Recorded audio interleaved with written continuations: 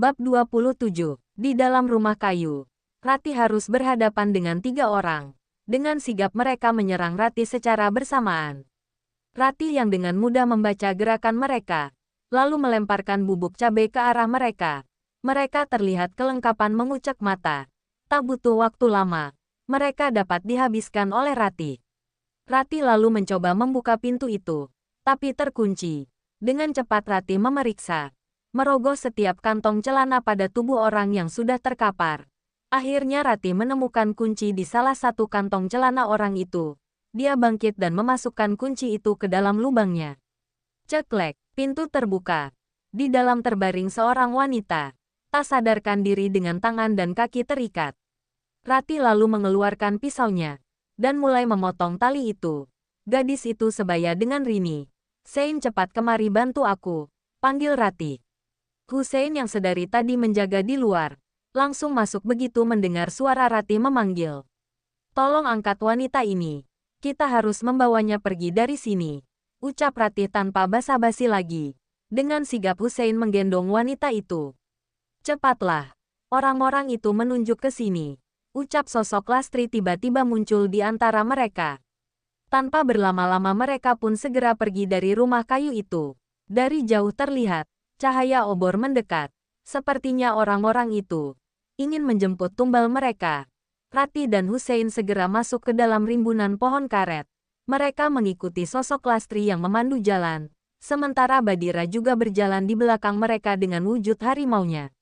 Mereka berjalan pelan menelusuri kebun karet yang mereka lalui tadi. Tapi kali ini senter tidak dihidupkan. Mereka berdua tidak ingin cahaya senter itu membuat orang-orang itu mengetahui posisinya. Mereka tidak bisa berlari karena beban di pundak Hussein. Perjalanan pulang mereka menjadi 2 kali lebih lambat dari perjalanan pergi. Kini pasti kelompok itu akan murka, karena tumbal mereka telah hilang setelah 30 menit perjalanan. Tibalah mereka bertiga di jalanan utama dekat dengan bekas rumah Rati. Mereka berdua sempat beristirahat sejenak di reremputan. "Rati, Hussein lari sekarang," juga teriakan Badira. Mengejutkan mereka.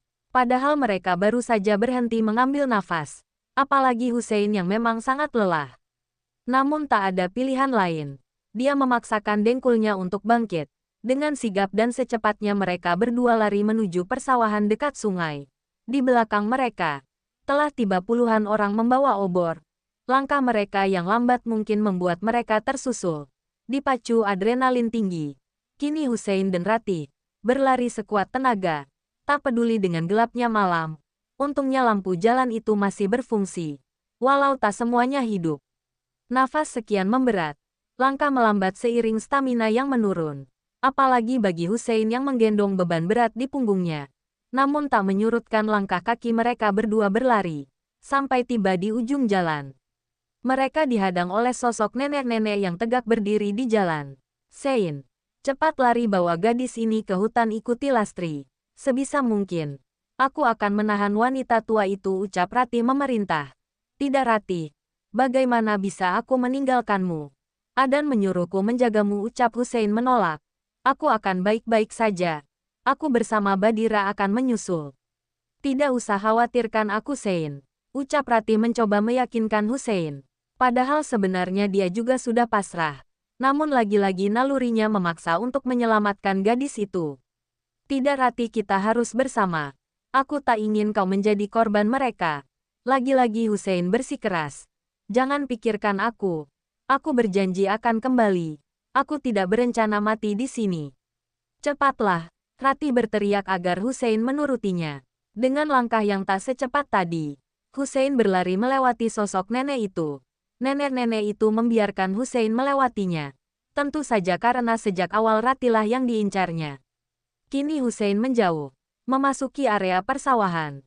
Sesekali dia tampak melihat ke belakang, berharap Rati menyusulnya. Sosok Lastri terus memandu langkahnya. Kini Rati sudah berhadapan dengan nenek-nenek itu. Badira tampak diam, mengawasi gerak-gerik wanita tua itu.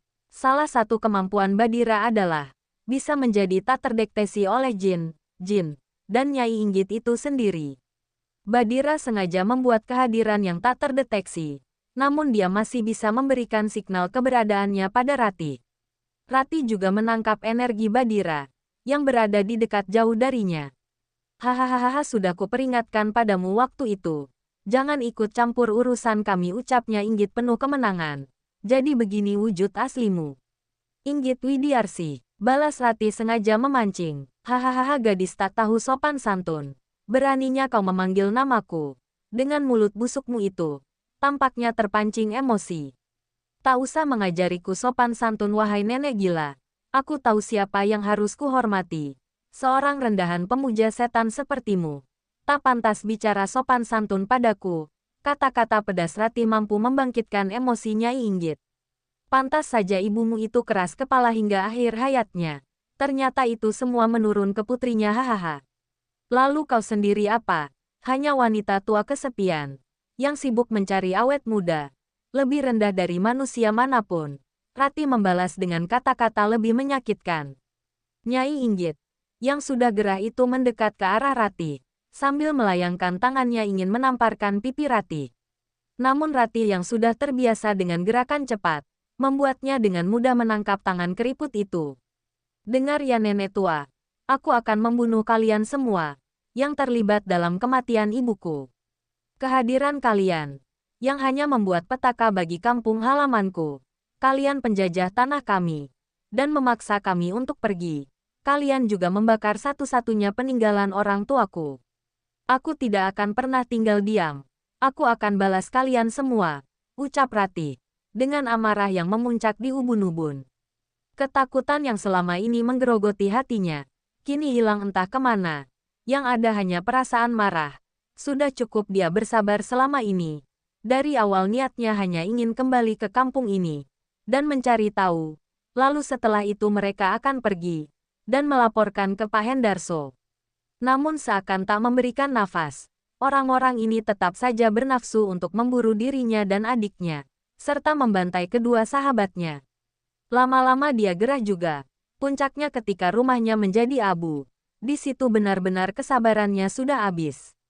Hanya Sang Ciptalah yang harusnya dia takuti sejak awal, bukan orang-orang gila yang tinggal di kampungnya ini. Rati sudah pasrahkan jiwa dan raganya, serta keselamatannya pada Allah Subhanahu wa Ta'ala, satu-satunya Tuhan pemilik hidupnya. Bahkan kematian pun tak masalah baginya saat ini, demi menumpas kemungkaran yang mengotori kampung halamannya. Bab 28. Di tempat lain, Hussein terus melangkah sambil menggendong wanita itu. Sosok Lastri terus memandu langkahnya malam itu. Senter darurat tertinggal di ransel yang ada pada Rati. Untuk pertama kali sejak ke kampung ini, dia berjalan tanpa seorang teman, meskipun dia benar-benar tak sendiri. Hussein berlari menembus gelapnya malam. Perasaan hatinya kacau balau. Pikirannya tak menentu, memikirkan bagaimana nasib Rati yang ditinggalnya. Hatinya terlalu takut menghadapi Adan, jika menanyakan di mana Rati, sebab dia tahu sepupunya itu. Sejak lama memendam perasaan pada Rati, sosok Lastri terus memandu membelah hutan itu. Terlihat seperti benda putih yang melayang. Namun tak ada sedikit pun rasa takut di hati Hussein.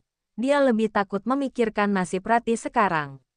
Setelah hampir setengah jam berjalan, dengan nafas yang ngos-ngosan, akhirnya Hussein sampai di pohon besar itu. Seakan-akan pohon itu sudah mengenal Hussein. Pohon itu membuka portalnya sendiri. Sosok harimau itu masih berada di sana, tapi tak dihiraukan Hussein. Hatinya sudah mantap, akan mengantarkan wanita ini, lalu kembali lagi untuk menyelamatkan Rati. Di sisi lain Adan dan Rini terlihat gelisah menunggu kedatangan Rati dan Hussein. Pasalnya mereka berdua berjanji akan kembali secepat mungkin. Tapi sudah berjam-jam tidak ada tanda-tanda mereka. Adan yang gelisah menunggu di teras rumah bersama Rini.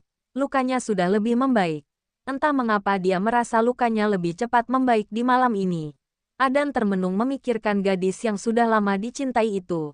Hatinya terus bergejolak menahan rindu. Entah mengapa di sisi lain, ada perasaan yang gelisah. Dari jauh, terlihat sosok laki-laki seperti menggendong seorang wanita. Dengan teliti mata Adan mengamati sosok laki-laki itu. Dan benar saja, Hussein seperti tergopoh-gopoh menggendong seorang wanita di punggungnya.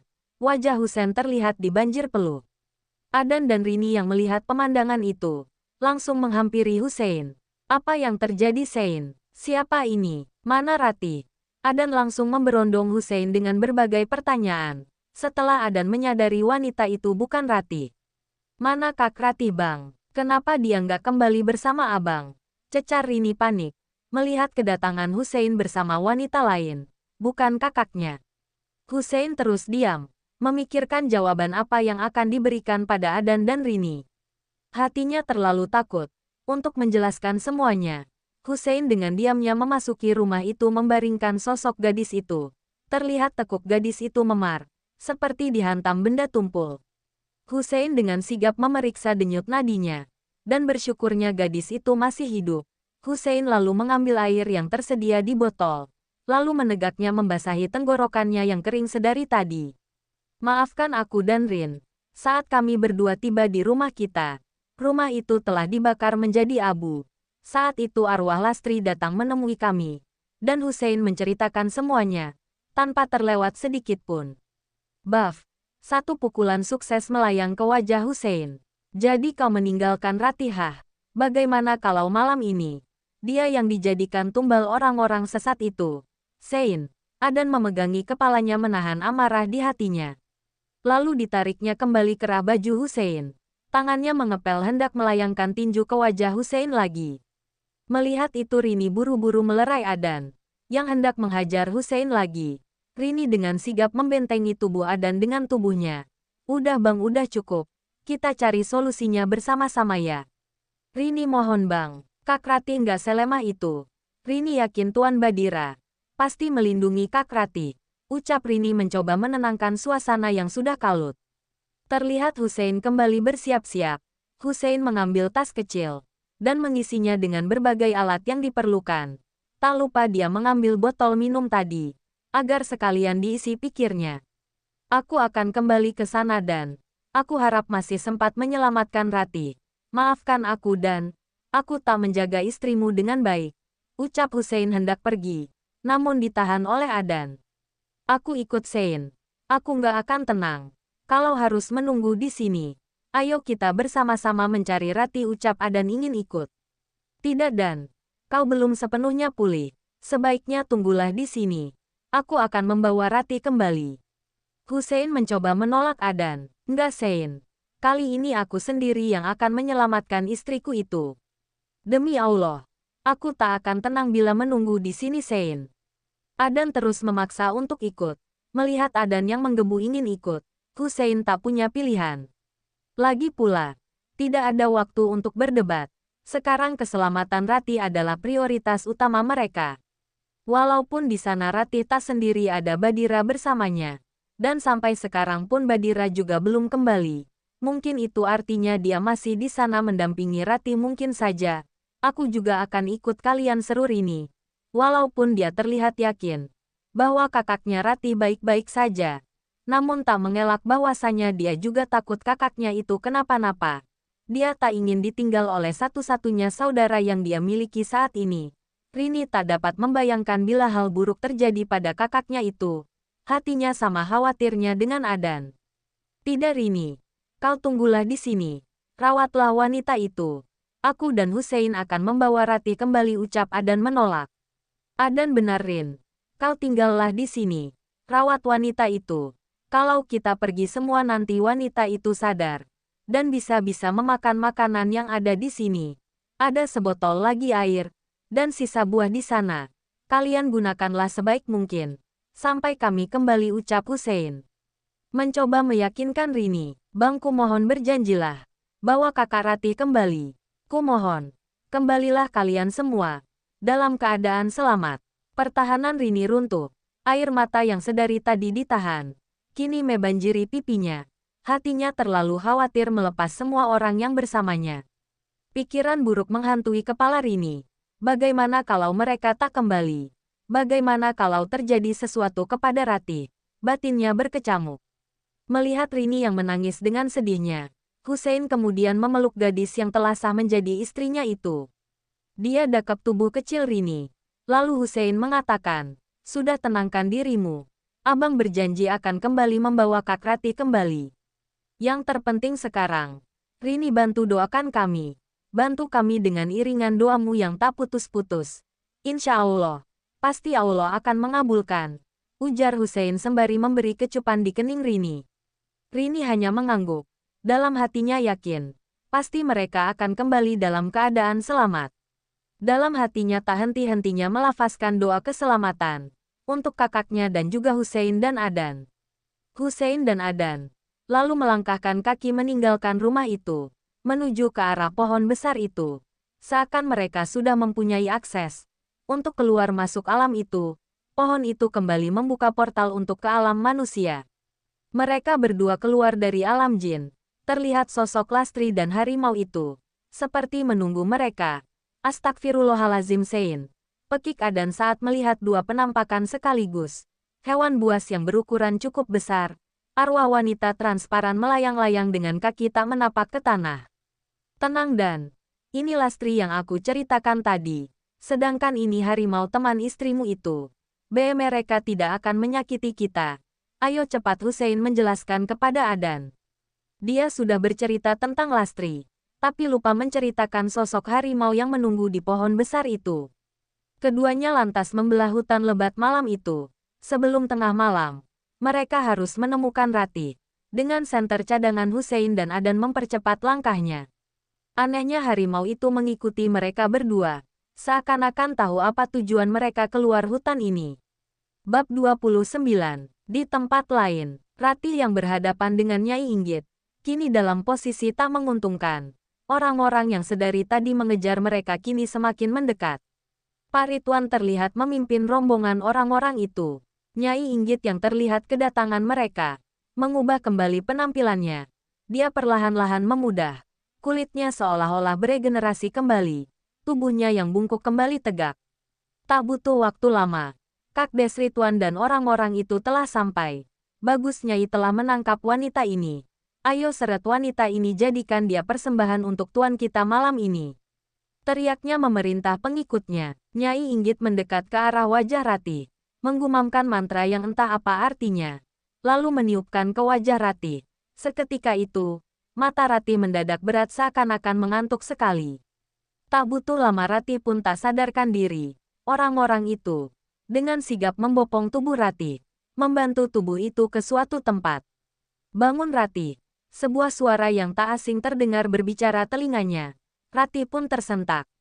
Dirinya merasa tubuhnya sedang digendong seseorang. Namun dia belum membuka mata. Terdengar suara langkah kaki yang banyak mengiringi.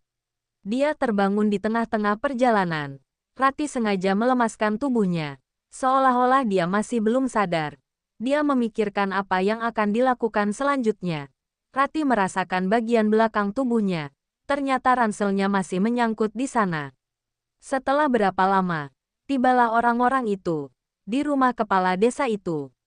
Cepat bawa dia ke kamar dan bersihkan tubuhnya, juga ganti bajunya. Waktu kita sudah tak banyak lagi, perintah Kades Ridwan. Tubuh Ratih dibawa ke sebuah kamar, diletakkan di atas kasur. Dua orang wanita pun memasuki kamar itu. Mereka berdua mulai melucuti baju Ratih.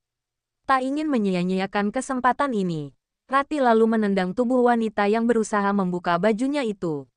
Bruk, wanita itu terlentang tak sadarkan diri, akibat tendangan Ratih yang sekuat-kuatnya. Melihat temannya mendapat serangan spontan, wanita itu hendak berteriak, belum sempat membuka mulut. Jelep, Ratih dengan cepat menusuk leher wanita yang satunya lagi. Dua wanita itu terkapar tak sadarkan diri. Untungnya ranselnya masih ada di kamar itu. Dia mengambil satu pisau cadangan.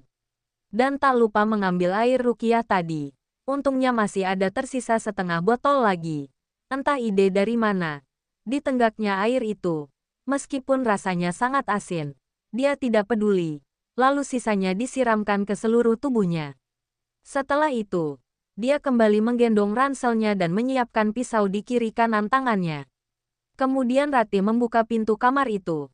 Pelan-pelan membuka sedikit celah untuk mengintip. Ternyata lorong ini kosong. Dia kemudian keluar mengendap-endap. Hai kawan, coba kau cek ke sana. Lama sekali mereka berdua mempersiapkan gadis itu. Tuan Ridwan dan Nyai sudah menunggu di tempat ritual. Terdengar suara laki-laki berbicara di ruang tamu. Baiklah, akan kusuruh mereka cepat, ujar pria lainnya menyahuti. Tap, tap, tap. Terdengar suara langkah kaki mendekat. Rati dengan cepat merapatkan tubuhnya di balik tembok. Sosok pria berpakaian serba hitam mendekat menuju pintu kamar. Cepatlah Nyai dan Tuan sudah menunggu, teriaknya dari luar kamar itu. Dengan cepat Rati menyergap pria itu dari belakang, membekap mulutnya, dan menancapkan pisau di lehernya. Pria itu langsung tumbang. Kemudian Rati menyeret tubuh itu ke dalam kamar. Kemudian kembali keluar, dan kembali merapatkan tubuhnya ke dinding seperti tadi. Dengan fokus, Rati menunggu orang yang lain datang, agar bisa menghabisi mereka. Satu persatu rencananya. Tap, tap, tap. Terdengar langkah kaki kembali mendekat. Hah, darah. Pria itu terkejut, melihat noda darah yang menuju ke dalam kamar. Rati sudah siap menerkam dari belakang pria itu.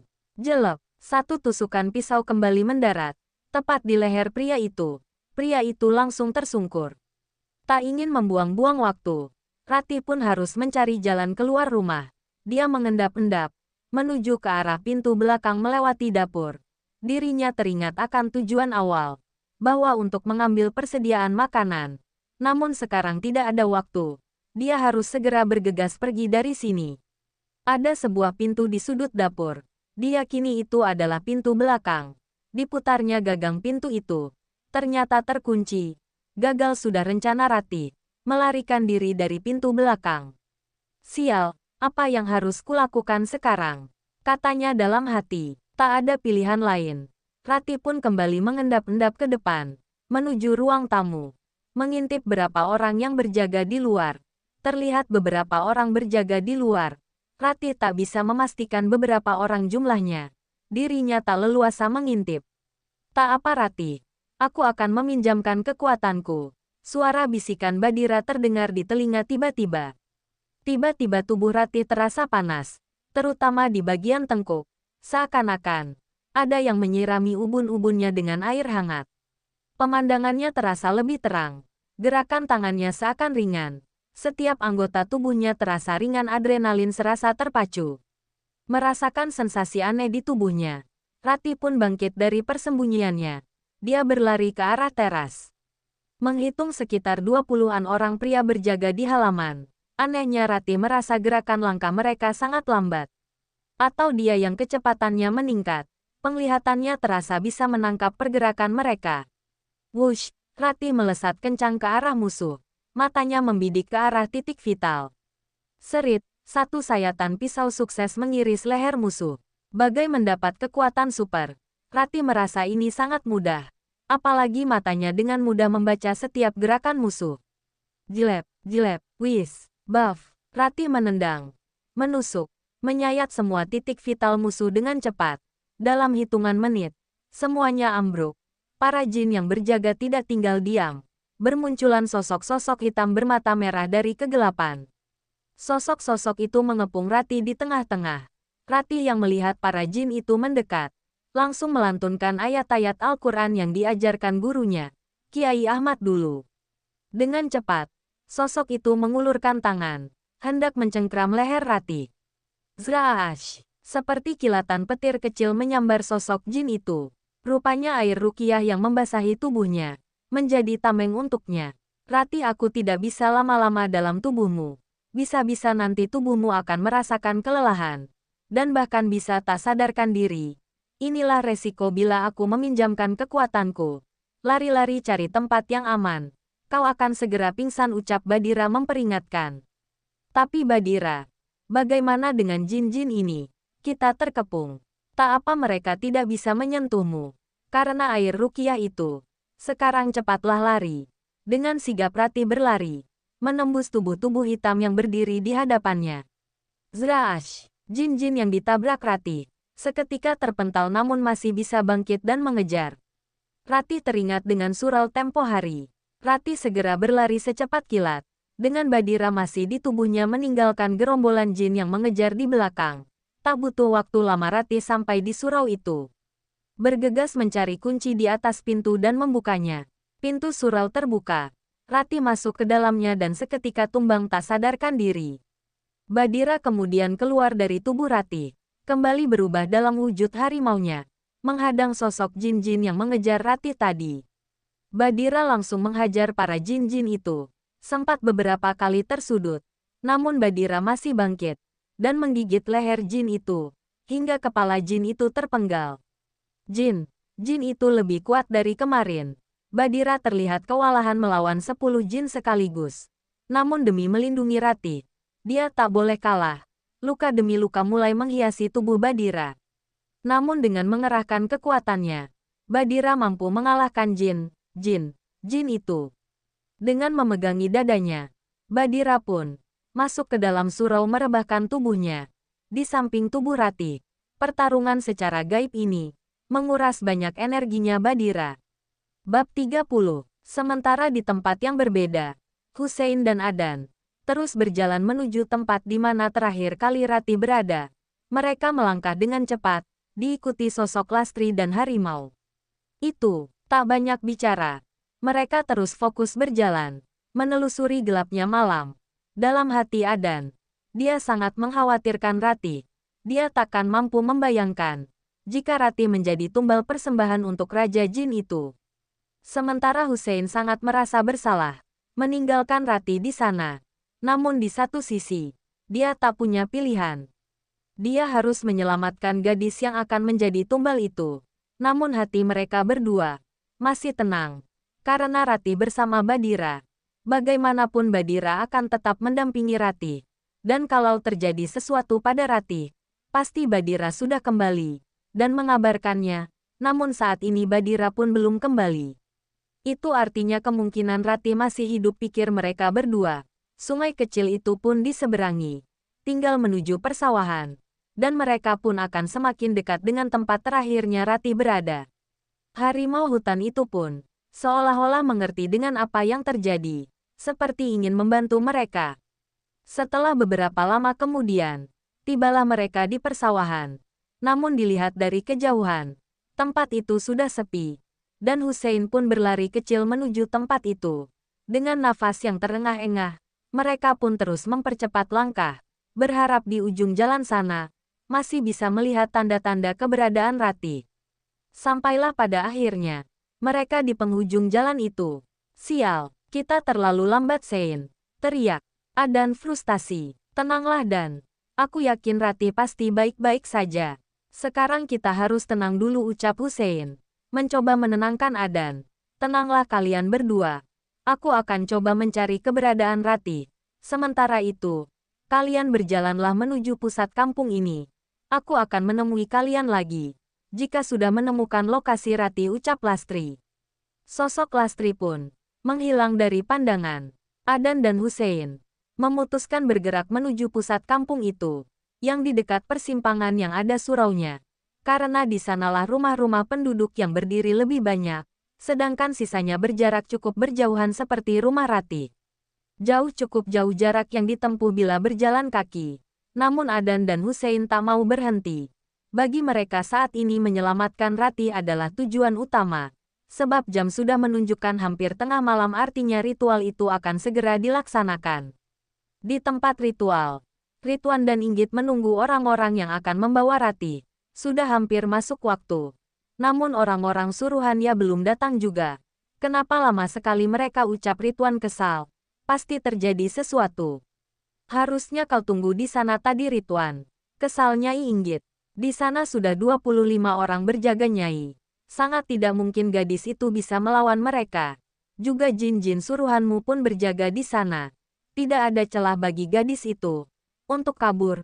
Lagi pula Ratih itu sedang dalam pengaruh Mukan. Sangat kecil kemungkinan dia akan tersadar, jawab Ridwan tak mau kalah. Lalu sekarang apa? Mereka juga tak kunjung datang. Seharusnya mereka sudah tiba dari tadi. Sudah kubilang gadis itu bukan gadis sembarangan. Kalau kau di sana tadi, pasti tidak akan seperti ini jadinya. Tuan Barja pasti akan murka bila mengetahui persembahan untuknya tidak bisa kita jaga. Kau mau nyawamu yang menjadi gantinya? Hardik Nyai Inggit. Sudahlah, aku akan mengutus 20 anggota lagi untuk menjemput mereka, ujar Ridwan sembari meninggalkannya Inggit. Sementara itu, Badira tersadar dari istirahatnya. Dia melihat Ratih masih pingsan di dalam surau. Badira kemudian keluar surau untuk memastikan tidak ada orang lagi di sekitar sana. Dari jauh dia melihat sosok Lastri melayang menuju Kades Rituan. Segera dia menemui Lastri. Lastri, sedang apa kau di sini? Tuan Badira, syukurlah aku bertemu Anda. Di sini aku akan mencari Rati ke rumah Kades biadab itu. Apa Tuan tahu di mana Rati? Dia aman saat ini. Tapi dia sedang tidak sadarkan diri. Dia ada di surau. Ayo kita tak bisa berlama-lama di sini. Bisa-bisa jin itu mendeteksi kita. Badira dan Lastri tiba di surau. Terlihat Rati sedang tak sadarkan diri. Baiklah, aku akan mengabari Adan dan Hussein. Mereka sedang menuju kemari untuk menyelamatkan Rati. Iya, cepatlah. Aku akan berjaga di sini. Sosok Lastri pun menghilang. Adan dan Hussein terus berjalan, menyusuri jalanan yang sunyi. Tidak ada satupun di jalan itu, selain mereka berdua dan harimaunya Rati. Sudah hampir setengah jalan mereka lalui. Kaki rasanya sudah pegal. Namun tak mereka hiraukan. Dinginnya malam itu tak serta-merta membuat mereka menggigil. Malah keringat membanjiri mereka. Untung saja daya tahan mereka sudah terlatih.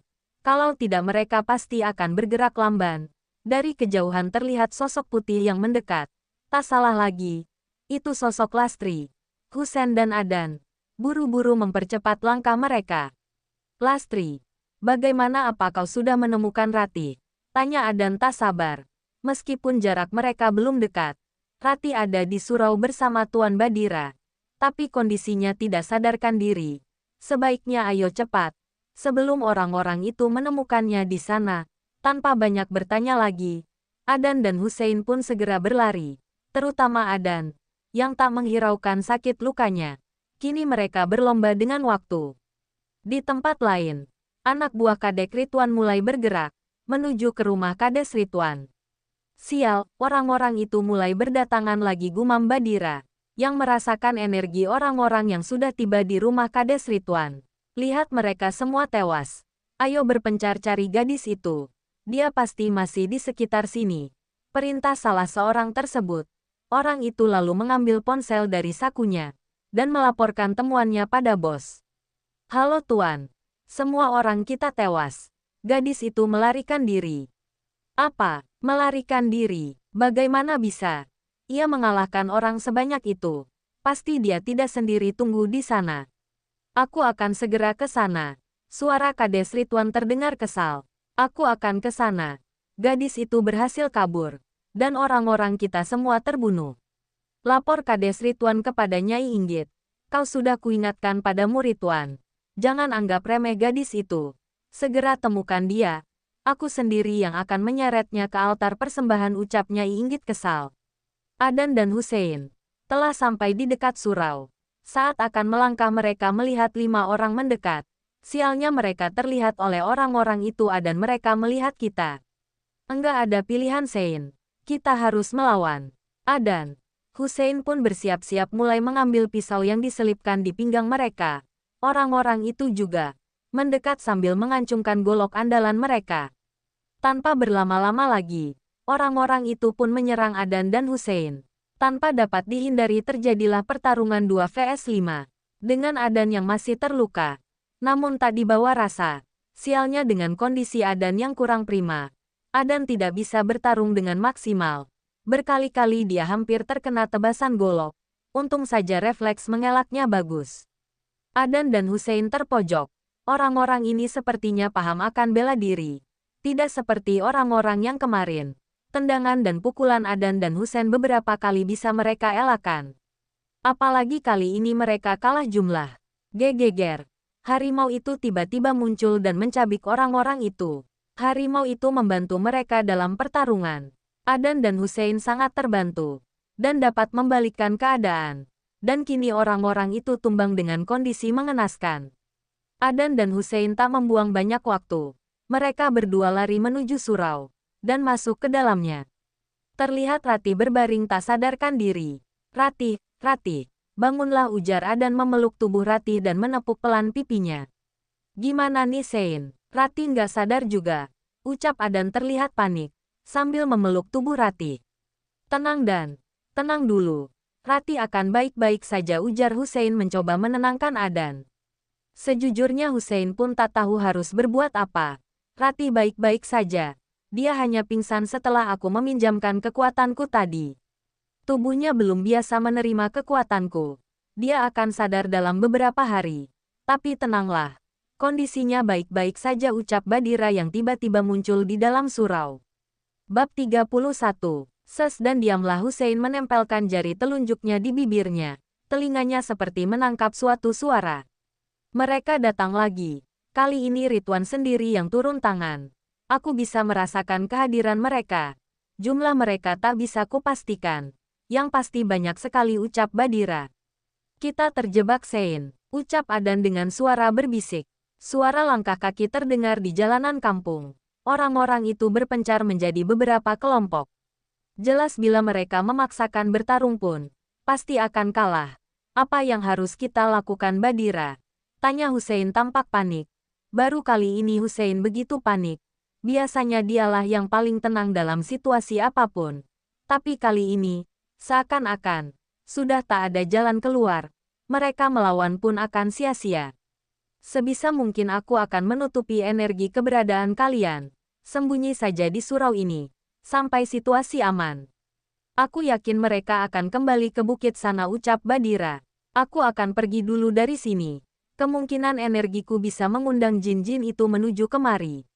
Badira tidak bisa menutupi yang bukan energi keberadaan manusia. Ucap sosok Lastri lalu perlahan menghilang. Sementara harimau yang mengikuti. Mereka tadi juga pergi entah kemana. Situasi begitu mencekam. Suara langkah kaki berlalu lalang di luar. Sementara Kades Ridwan juga ikut mencari keberadaan mereka. Perkiraan Kades Ridwan. Mereka melarikan diri ke arah hutan. Karena sudah 2 kali melihat kelompok Rati melarikan diri ke arah sana. Namun ada satu tempat yang luput dari perkiraan mereka. Yaitu surau yang terletak di persimpangan jalan. Tepat berada di tengah-tengah kampung. Surau yang tak satu pun orang-orang itu sudi untuk beribadah di sana. Surau yang terbengkalai. Yang hanya sebagai formalitas saja di kampung itu.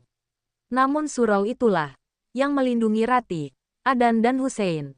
Di tempat ritual Nyai Inggit, membakar dupa dan kemenyan, membaca mantra yang entah bahasa apa, bertapa menghadap api unggun di altar persembahan. Tempat ritual itu kini dibangun sedemikian rupa, tampak megah dengan pilar-pilar serta bangunan seperti menyerupai candi. Sosok-sosok berbagai bentuk muncul dari balik api. Jin itu dikerahkan untuk mencari orang-orang yang sudah mengacaukan malam ritual ini. Cari orang-orang yang sudah mengacaukan malam ini, bahwa mereka semua ke hadapanku. Aku akan mempersembahkannya jiwa mereka semua untuk sang raja. Cepat pergi. Seketika jin itu hilang satu persatu. Ada yang berbentuk seperti bola api yang mengawasi dari atas. Ada juga yang berwujud seperti hewan-hewan. Ada pula yang berbentuk seperti pocong. Sosok-sosok jin itu menelusuri setiap sudut kampung ini. Sungguh malam yang sangat mencekam. Aura mistis sangat pekat di luar surau. Beberapa kali terdengar suara-suara aneh. Seperti suara teriakan, tangisan, bahkan suara tertawa dari jin-jin kirimannya Nyai Inggit. Tujuannya untuk menakut-nakuti targetnya. Apabila ada yang merasa takut, pasti energinya bisa terdeteksi. Adan dan Hussein yang mendengarkan suara-suara itu pun langsung membaca surah-surah Al-Quran. Mereka masing-masing hanyut dalam lantunan ayat yang mereka baca, sambil berharap pertolongan dari Yang Maha Kuasa. Sesungguhnya Allah sebaik-baiknya penolong. Adan dan Hussein berserah diri pada sang pemilik nyawa. Sesungguhnya jika mereka mati malam ini juga, itu sudah ketentuannya. Lantunan ayat-ayat suci tak putus-putus mereka baca. Hati dan pikiran sudah berpasrah pada Sang Maha Kuasa. Sepertinya Allah pun mengijabah doa-doa mereka. Surau itu seolah-olah tak tampak di mata orang-orang pengikut jin itu. Bagai lupa hati dan ingatan bahwa ada surau di tengah-tengah kampung itu. Bola-balik mereka berlalu lalang di jalan tepat di depan surau ini. Tapi tak satu pun dari mereka yang menyadari bahwasanya surau ini ada. Sungguh telah ditutup mata hati mereka. Nauzubillah min zalik. Di seberang sana Rini yang menanti. Tak beranjak dari salat hajatnya. Menandakan tangan pada sang ilahi. Tak putus-putus doa-doa untuk Hussein. Adan dan Ratih dia panjatkan. Matanya yang sembab, serta air matanya yang tak putus menjadi saksi atas kesungguhannya memohon pada Sang Maha Kuasa. Sudah beberapa jam berlalu, membuat hatinya gelisah. Tak tahan rasanya. Jika harus menanti seperti ini, ingin rasanya. Dirinya menyusul menjemput mereka bertiga. Tapi apalah daya dirinya tak mungkin meninggalkan gadis yang belum sadarkan diri itu. Lagi pula, dirinya juga tak ingin membuat masalah baru. Jika dia pergi pun tak tahu ingin mencari kemana. Hati ini tak tenang bila mereka belum kembali. Hanya doa-doa yang bisa dia panjatkan untuk Ratih, Hussein dan Adan. Sial, dimanapun mereka tak kutemukan. Di mana mereka sembunyi selama ini. Kades Ridwan terlihat menggumam kesal. Ketika pencariannya tak membuahkan hasil. Jin-jin suruhan yang telah disebarkan di setiap penjuru kampung ini juga tak dapat merasakan energi keberadaan mereka. Apa sebenarnya tujuan anak-anak itu? Kenapa mereka kembali lagi setelah 2 tahun? Dan berkali-kali mereka berhasil menghabisi orang-orangku. Dan setiap itu pula mereka berhasil kabur. Sialnya mereka sudah mengetahui apa yang kami lakukan di kampung ini. Jika mereka pergi dari kampung ini, dan mengungkapkan akulah di balik semua ini, pada orang-orang di desa sebelah, bisa-bisa mereka yang ada desa itu, menyerang kampung ini. Ini tak bisa dibiarkan. Bagaimanapun aku harus mencegah ini terjadi. Belum ada tanda-tanda. Mereka berhasil keluar dari kampung ini. Jika sudah jin yang kami tempatkan untuk menjaga gapura, pasti sudah lama melapor. Apalagi motor mereka sudah kami bakar. Tentunya sangat sulit akses untuk keluar dari kampung ini. Tapi di mana mereka bersembunyi selama ini? Apa di hutan terlarang itu? Tapi konon katanya, bagi manusia yang masuk ke sana tidak akan keluar lagi. Tapi bagaimana bisa?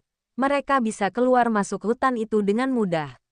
Sial, otakku sudah lelah memikirkan ini semua. Kades Ridwan frustasi. Selama ini dirinya selalu menganggap sepele anak-anaknya Nur Halimah itu. Juga 2 anak muda kota yang bersama mereka. Padahal sejak awal, Kades Ridwan hanya menganggap mereka adalah mangsa. Karena berani lagi kembali kampung ini. Dia kebingungan bagaimana jika malam ini, ritual ini gagal. Tentu sang Raja Jin yang disembahnya akan murka. Sudah tidak ada waktu lagi untuk mencari anak-anak itu. Waktu sudah habis. Waktu sudah masuk tengah malam. Mau tak mau, mereka akan menyudahi pencarian dan menghadap Raja Jin Barja. Dengan wajah penuh kepasrahan, Kades Ridwan terpaksa memerintah anggotanya untuk kembali. Hatinya sudah gelisah memikirkan seperti apa mukanya nanti Raja Jin Barja. Sebisa mungkin, dia akan memohon ampun. Dan besok akan menculik seorang gadis lagi pikirnya. Kades Ridwan pun menarik semua anak buahnya dan kembali menuju ke bukit kecil di dekat kampung itu. Bukit yang tak terlalu tinggi, namun dipenuhi banyak rumput yang tak terlalu tinggi. Di sanalah selalu warga kampung ini melaksanakan ritual untuk memohon kemakmuran dan kekuatan kepada Raja Jin Barja. Bab 32. Di bukit itu mereka semua berkumpul. Bukan hanya dari golongan manusia. Para jin pun berkumpul di sana. Namun kali ini berbeda. Tak ada persembahan tumbal yang disiapkan seperti sebelumnya. Mereka memasang wajah pasrah, menantikan hukuman apa yang akan diberikan pada mereka semua. Hati dan pikiran mereka sudah berkecamuk, memikirkan perjanjian yang sebelumnya sudah disepakati. Apabila mereka tak mampu menyiapkan tumbal seorang wanita, maka Jin Barja akan mengambil tumbal dari anggota mereka sendiri. Bukan hanya 1, tetapi 3 orang sekaligus. Kemenyan telah dibakar, dupa dan sesajen telah disiapkan. Itu artinya, sang Raja Jin akan beranjak dari singgasananya dan menuju alam manusia untuk mengambil jiwa seorang wanita yang akan dijadikan sebagai pemuas nafsu birahinya. Serta sukma orang-orang yang telah menjadi tumbal persembahan untuknya pun akan ditahan di kerajaannya, dijadikan sebagai budak di istananya. Sungguh kejam tabiat jin kafir ini. Nyai Inggit pun duduk bersila di depan altar pemujaan, membaca mantra pemanggil untuk sang Raja Jin. Tak seceria biasanya. Kali ini wajah-wajah tegang menghiasi perkumpulan malam ini. Mereka hanya bisa pasrah, menantikan siapa yang akan dipilih menjadi tumbal malam ini. Mereka semua sudah tak bisa lari lagi, karena terikat perjanjian darah. Jika mereka menyudahi atau melarikan diri dari persekutuan ini, maka mereka akan mati dengan cara memuntahkan darah segar serta rasa sakit seperti tercekik di tenggorokan. Tak ada pilihan lain selain mematuhi aturan yang sebelumnya telah ditetapkan. Dari balik api besar di altar pemujaan, keluar sosok tinggi besar dengan memasang wajah murka, seakan-akan paham apa yang terjadi. Bumi yang dipijaknya seolah-olah bergetar. Gemuruh angin berhembus kencang, menjadikan malam ini semakin mencekam. Aura hitam di bukit itu kian terasa pekat. Kuku-kukunya yang tajam, serta taring-taringnya tampak saat ia menyeringai, menandakan begitu murkanya Barja malam ini. Sorot mata merah itu tampak tajam, memandangi para pemujanya. Di mana persembahanku malam ini? Suara berat menggema, memekakan telinga bagi yang mendengarnya. Tak ada satupun mereka yang berani menjawab pertanyaan tuannya itu. Kreash, petir merah menyambar salah satu orang di antara kerumunan. Seketika tubuh orang itu menghitam mengeluarkan darah segar yang mengalir dari hidung, mata, mulut dan telinganya. Di mana, kali ini suara Barja menggelegar, sehingga bangunan di sekitarnya tampak bergetar. Ampuni kami tuanku. Sesungguhnya kami telah menyiapkan persembahan untuk tuanku. Tapi ada orang-orang yang membawanya pergi. Jawab Nyai Inggit Tebatas sambil bersimpuh memohon ampun. Kalian para manusia bodoh. Suara Barja menggelegar lagi. Ampuni kami tuanku. Beri kami kesempatan sekali lagi. Malam ini juga. Kami akan mencari lagi persembahan untuk tuanku. Suaranya Inggit bergetar mencoba membujuk makhluk seram yang ada di hadapannya. Hahaha, aku tidak semudah itu memberikan pengampunan untuk manusia bodoh seperti kalian. Malam ini juga, aku akan mengambil 3 orang wanita dari kalian. Hahaha. Barja lalu memandang ke arah wanita yang ada di barisan itu. Semua wanita tampak menangis ketakutan.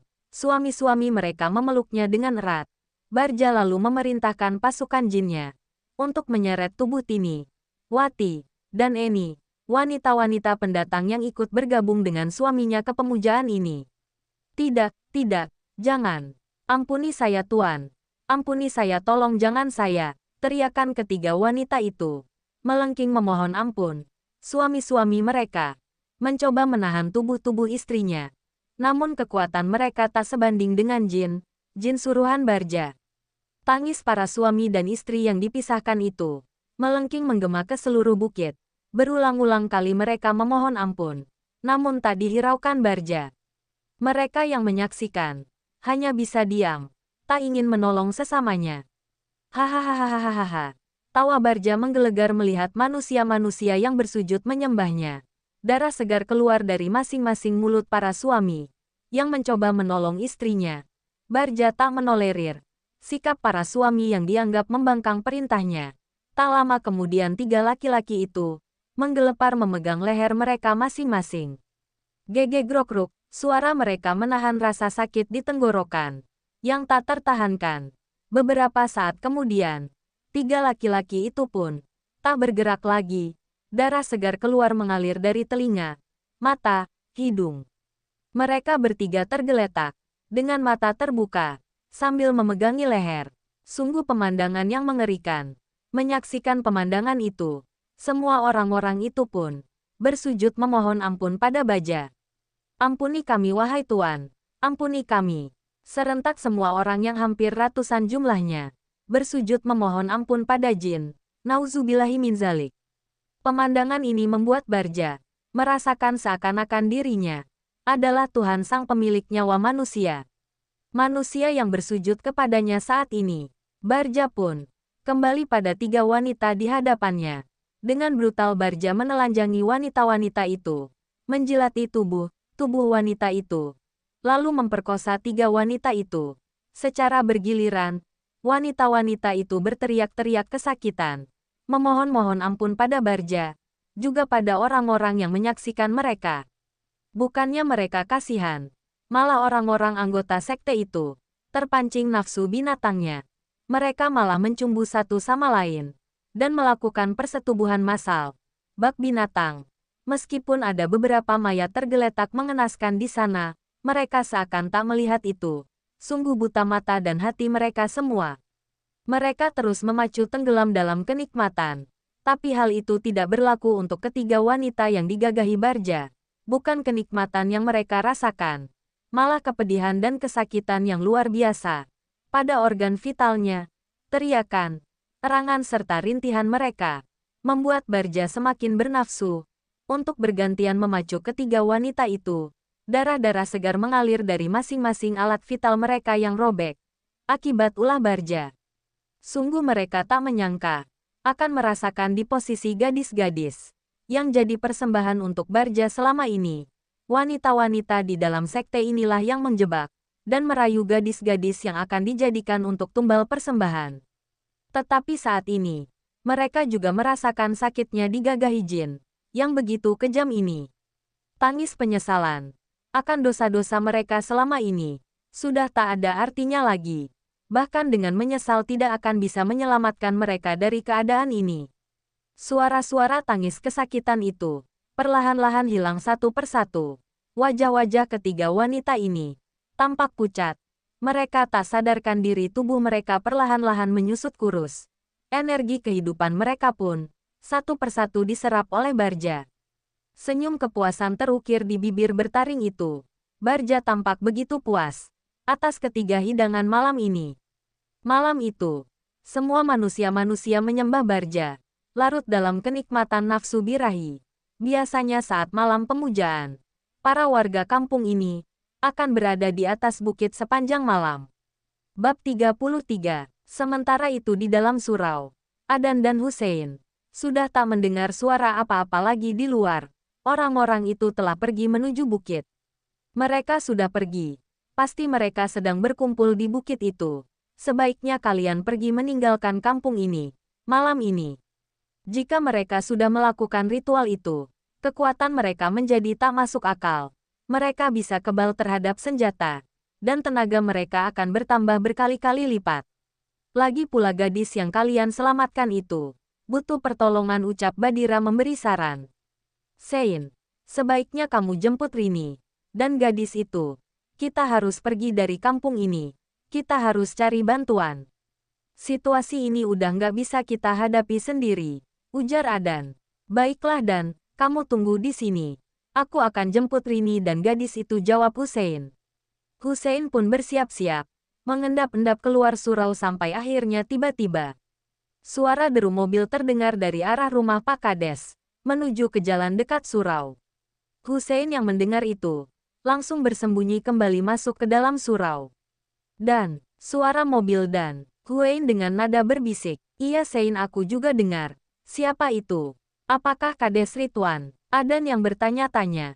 Pasal Badira pasti bisa merasakan energi manusia dan dia pasti memberitahu jika ada sesuatu yang bahaya. Mobil mewah pribadi itu berhenti tepat di jalan surau. Tin, tin, tin.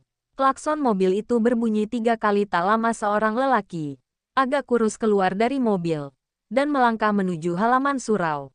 Adan dan Hussein bersiap-siap untuk menyerang. Assalamualaikum Derarti, panggilnya. Suara itu seperti tak asing. Itu bukannya orang yang bekerja di rumah Kades Rituan Yasein? Iya Dan, kalau nggak salah namanya Mang Irul kan ya?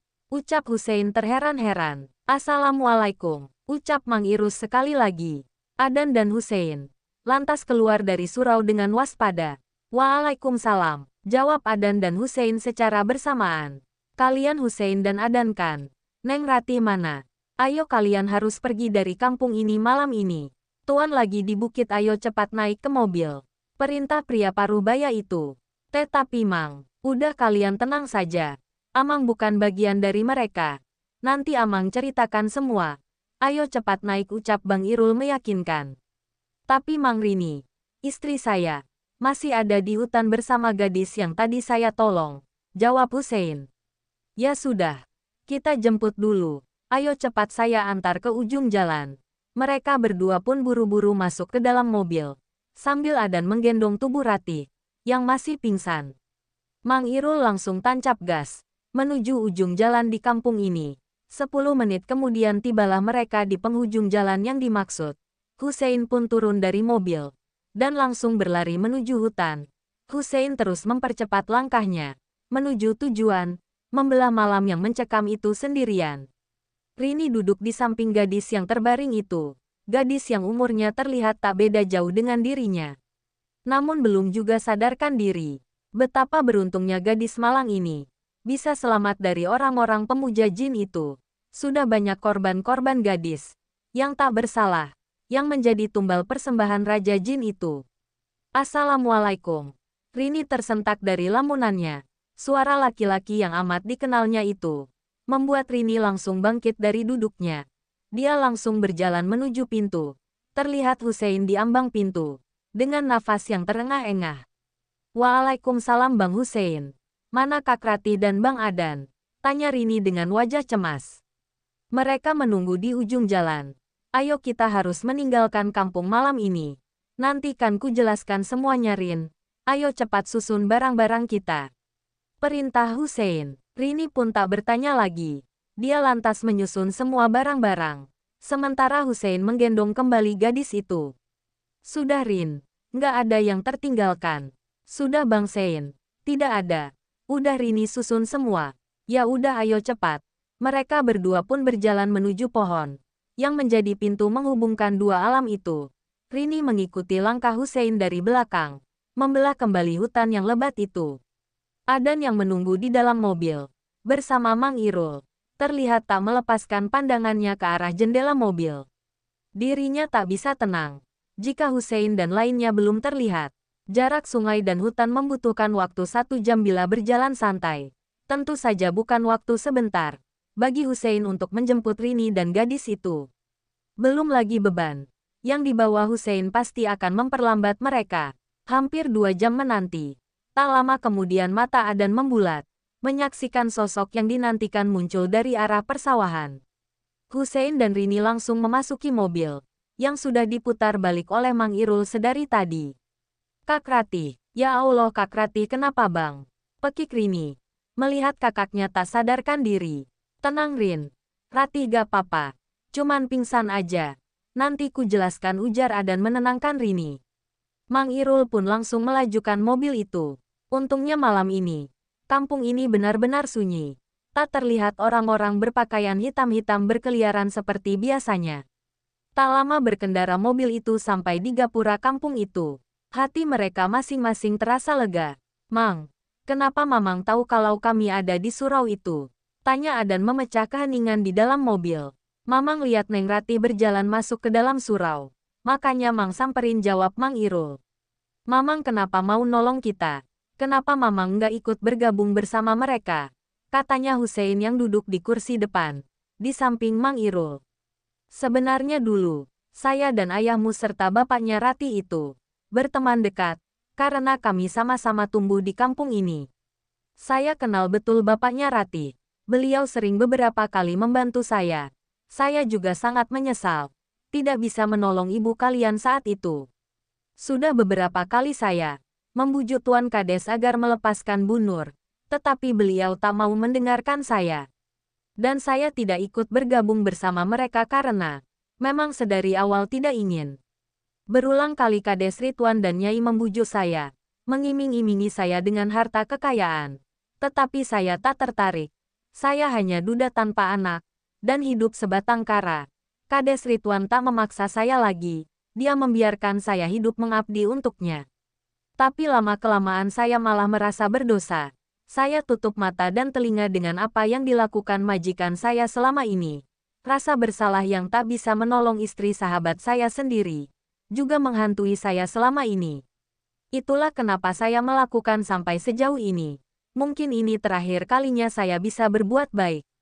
Jika Tuan Kades mengetahui perbuatan saya malam ini, pasti saya akan mati jelas Mang Irul panjang lebar. Bab 34, Mang. Sebaiknya Mamang ikut kita aja ke kampung sebelah.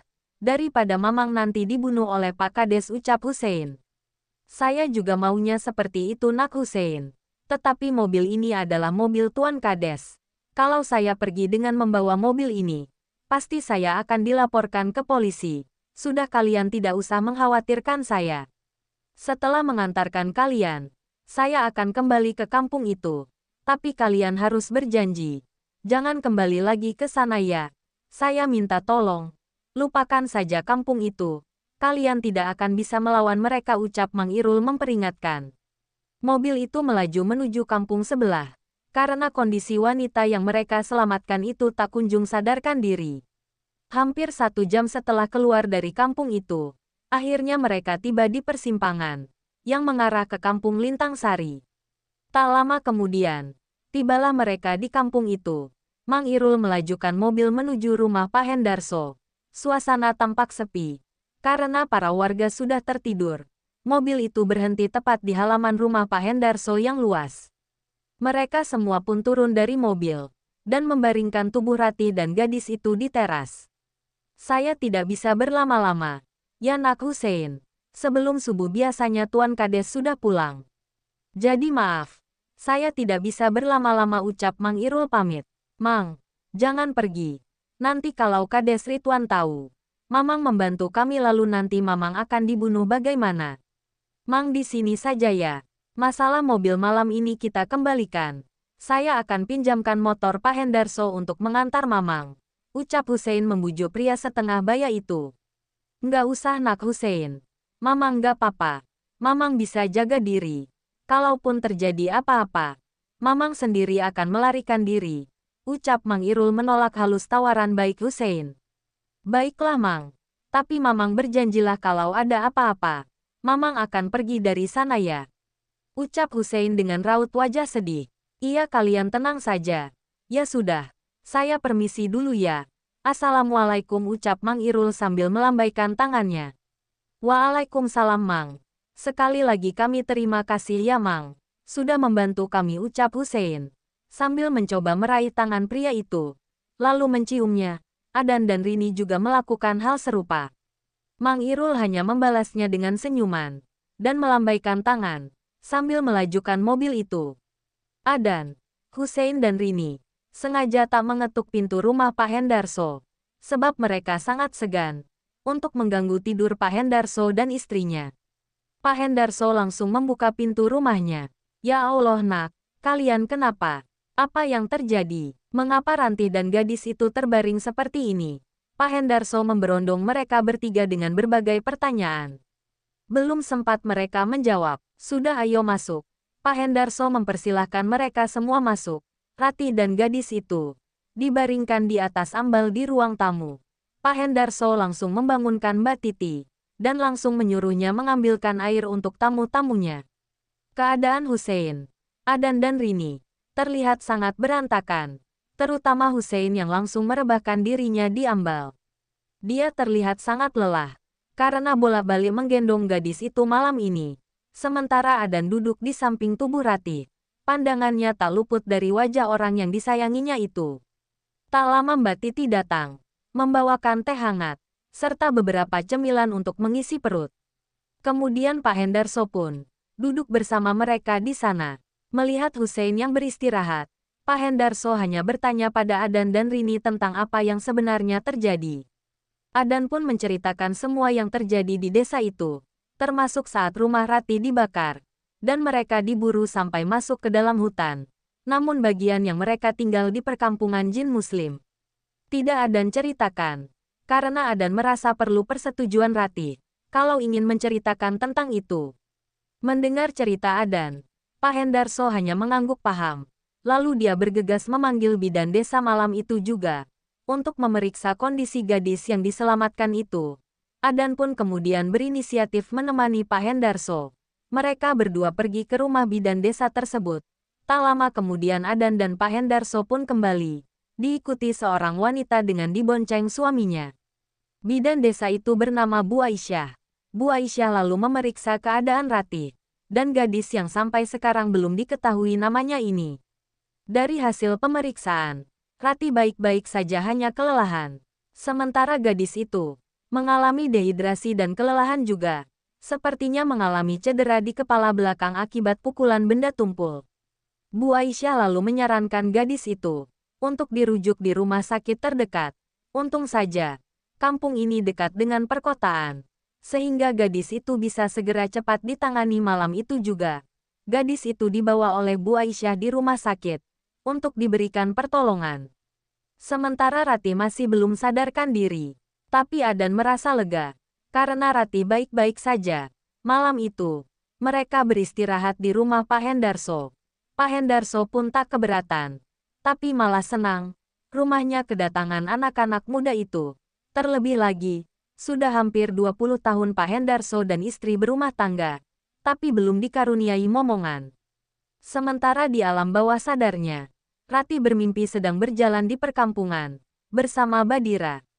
Dia dan Badira berjalan santai, menikmati desa, tempat Badira tinggal. Ratih, apa kau mau tahu cerita tentang leluhurmu, Raden Reksabanu? Beliau dahulu adalah keturunan dari salah satu wali. Namun karena ingin mencari ilmu, Raden Reksa kerap melakukan perjalanan seorang diri. Beliau juga menyebarkan agama Islam ke tempat-tempat yang dia kunjungi. Sampai suatu hari, Raden Reksabanu sampai di tempat ini. Tempat di mana tanahnya sangat subur. Tempat ini juga sangat indah, dekat dengan sumber air. Raden Reksabanu ingin membuka perkampungan di sini. Namun di tempat ini dulu, sering sekali menjadi tempat praktek penyembah jin. Banyak orang dari berbagai tempat, hanya ingin mencari kekayaan dan kekuatan di tempat ini. Raden Reksabanu sudah beberapa kali mengajak orang-orang yang datang ke tempat ini untuk bertaubat kepada Allah. Tetapi orang-orang itu tidak mendengarkan ajakannya. Raden Reksabanu lalu menyendiri ke dalam hutan ini. Beliau berpuasa dan melakukan salat, serta zikir memohon kepada Allah agar diberi kekuatan untuk melawan kemungkaran. Selama 40 hari beliau memperdalam ilmu dan memohon kepada Allah. Sampai akhirnya, Allah mengabulkan doa dari Raden Reksabanu. Pada saat asyik berzikir, tiba-tiba tasbih yang digunakan Raden Reksabanu terputus. Semua biji tasbihnya bercecer di tanah. Raden Reksabanu lalu memungut ceceran tasbih itu, kemudian merangkai lagi tasbih itu, hingga seperti semula. Tetapi ada yang aneh. Salah satu biji berwarna putih gading, tapi anehnya ada lubang di tengah-tengah bulatan biji itu. Itu artinya benda putih itu memang biji tasbih Raden Reksabanu. Tak memperdulikan hal itu, dia tetap saja menggunakan tasbih itu untuk berzikir sampai akhirnya Raden Reksabanu menyudahi kegiatannya di hutan ini. Raden Reksabanu kemudian mendatangi tempat pemujaan jin, yang biasa orang-orang datang ke sana. Bab 35. Begitu tiba di tempat itu, beliau membuang sesajen yang terletak di sana. Tak lama kemudian, muncul sesosok hitam bertanduk, yang bernama Barja. Barja murka karena Raden Reksabanu menghancurkan tempat ritual itu. Barja yang murka mencoba menyerang Raden Reksabanu, dan beberapa kali beliau dapat menangkis serangan itu. Barja tak tinggal diam. Dia kerahkan pasukan jinnya, menyerang Raden Reksabanu. Di saat bersamaan, tasbih yang sedari tadi digenggam terasa hangat. Di saat itu pula, muncul cahaya kebiruan memanjang membentuk pedang. Di sana Raden Reksabanu langsung paham bahwa biji-biji tasbih berwarna putih gading itulah yang membuat tasbih ini bersinar, menyerupai pedang. Itulah perantara yang diberikan Allah Yang Maha Esa untuk membantunya. Pedang itu diangkat tinggi, lalu digunakan untuk menebas para pasukan jin, anak buah Barja. Satu persatu jin itu mati dengan kepala terpenggal, hingga menyisakan Barja sendiri. Barja yang murka menyerang Raden Reksabanu secara membabi buta hingga akhirnya Raden Reksabanu dapat mengalahkan Barja. Ampuni aku Tuan, kumohon jangan bunuh aku. Aku berjanji tidak akan menyesatkan manusia lagi. Aku berjanji akan pergi dari tanah ini. Pergilah lurus ke selatan. Jangan pernah kembali lagi, ataupun menyesatkan manusia. Jika suatu masa kau melanggar janjimu, akan ada dari keturunanku yang akan memenggal kepalamu. Sejak saat itu, Barja pergi meninggalkan tanah ini, dan Raden Reksabanu pun mendirikan perkampungan di tanah ini. Sejak saat itu, aku terus mendampingi beliau, kemanapun beliau berpijak, ucap Badira, menceritakan sejarah Raden Reksabanu. Sekarang di mana tasbih itu Badira? Tasbih itu ada padaku Ratih. Aku menyimpannya selama beberapa ratus tahun ini. Aku sendiri yang menggunakannya untuk berzikir selama ini. Sekarang, ini menjadi milikmu. Badira menyodorkan sebuah tasbih yang berjumlah 33 butir, dan satu di antara bijinya ada yang berwarna putih.